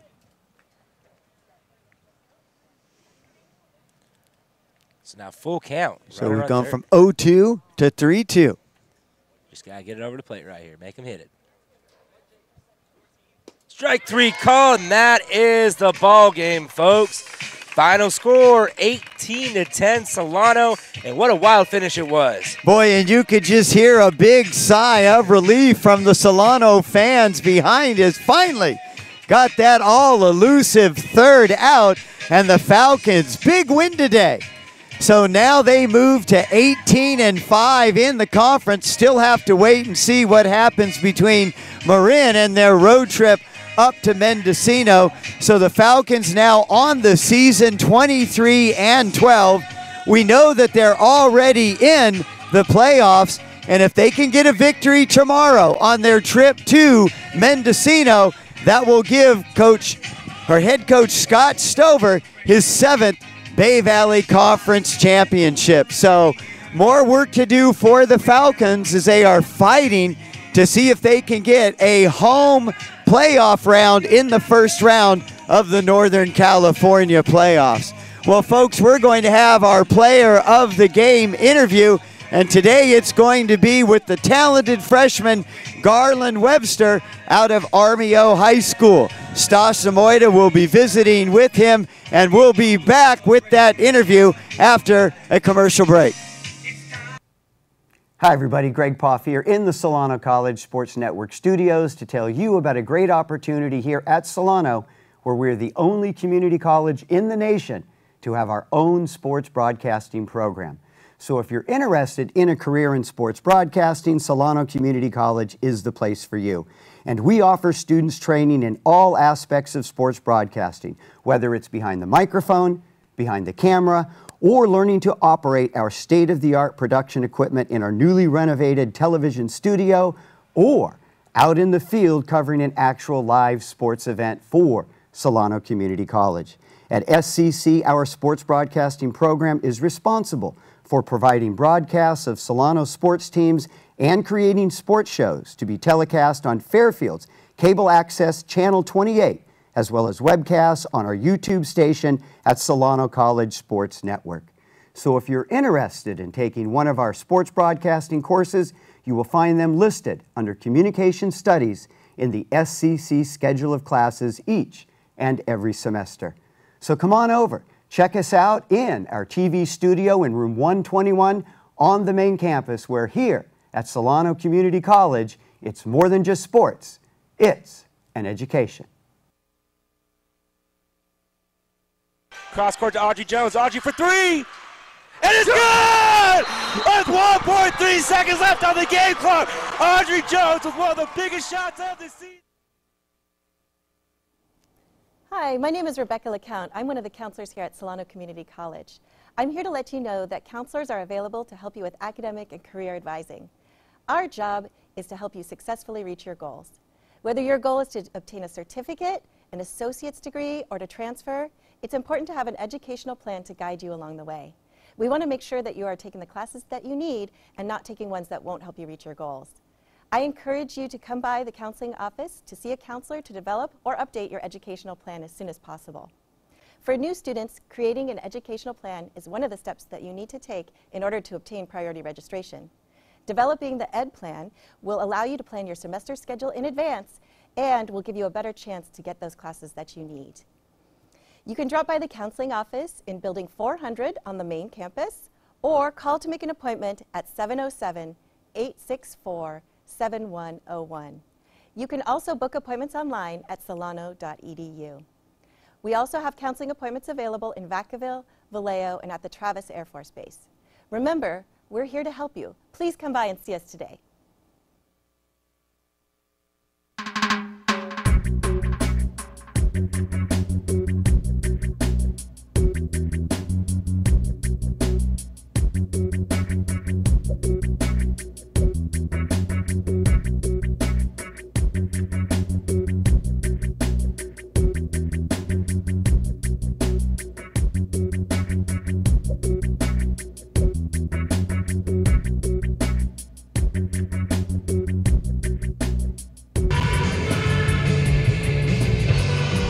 Hey everybody, Stosh Zamoyda here with the Solano College Sports Network. Now I'm joined with our player of the game, Garland Webster. Garland, congratulations on the victory. How's it going?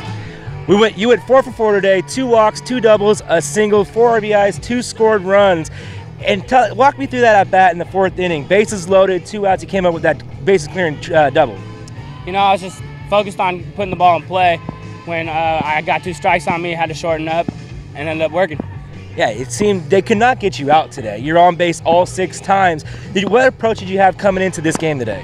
Just seeing the ball well, put a good swing on the ball, and letting it work. I mean, I've been going through struggles, but I finally figured it out. Yeah, you know, this was a good team win. Got a little crazy there at the end of the game, final score 18-10. What can you take as a team going into the next game and finishing off going into the playoffs? That you got to finish. That last inning is a big inning if it's a close game, and thankfully it wasn't today, but it could hurt us tomorrow if we weren't able to finish. Yeah, you got one more big game tomorrow, making the road trip up the Mendocino. Got to get a big victory up there, then potentially having home field advantage for round 1. How big would that be to this team? That'd be a lot of confidence boosting for everybody. I mean, playing at home is way more comfortable than having to travel a few hours to go play, so that would help us a lot. Well, you heard it here. Hopefully you guys will get home field advantage so we can do the game with you guys on that Saturday. So once again, our player of the game, Garland Webster. I'm Stosh Zamoyda. And from all of us here at Solano College Sports Network, thank you guys for watching.